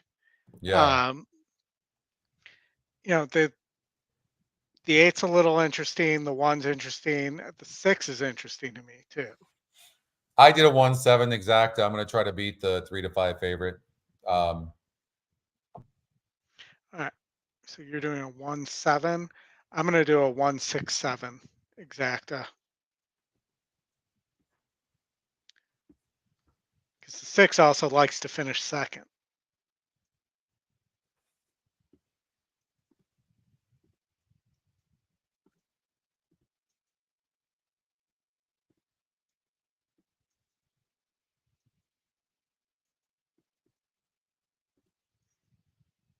Eight's getting bet now. 1-7-8. It's chalk, John, but still looks good. I mean, should the 8 be 3-5? Probably not, even if it wins. No, now it's going to have to go wide as well. Advantage 7 right now, and 1 saving ground.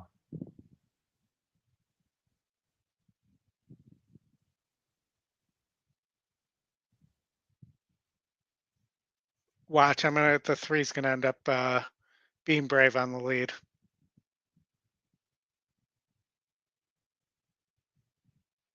Can you believe that 8-horse took so much money? I mean, look at it. It's not running. Yeah. It's toast. Look at that. 6-5. Wow.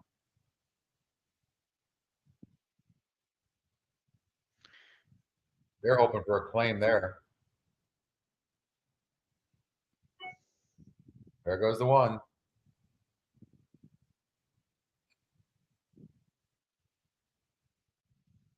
It looks like 1-6. Yeah, 7 stopping. So I'm not going to get the exacta, but I should get the win.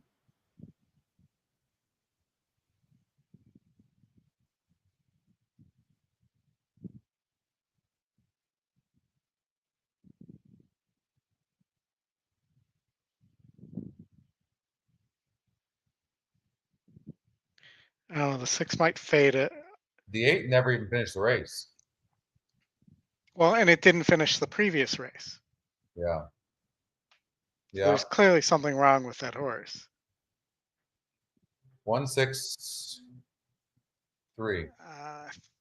Yeah. Well, man, we got a bunch of winners, right? We've been hitting these things, so it's been good. Nice hit, 9-5. 8-horse went off at 6-5. Saw that something was wrong there. So, but well, Oldie, that yeah, I enjoyed it. It was nice. Yeah. Kept me occupied, and so now I'm going to go catch up on a bunch of work, and then hopefully feel a little bit better. So, thank you Yeah. so much. Thank you to everybody as well for joining us on the show. Okay, and I'll talk to you soon. Feel better, Scotty, for sure. Thank you so much. All right. Thank you, We'll see you. everybody. Okay. We'll see you later. Please hit and everyone, I'm just going to say thank you, Thank you, Wiz. outside of that, and remind everybody to hit the like on the way out. Thank you very much. I hope you guys have a great weekend.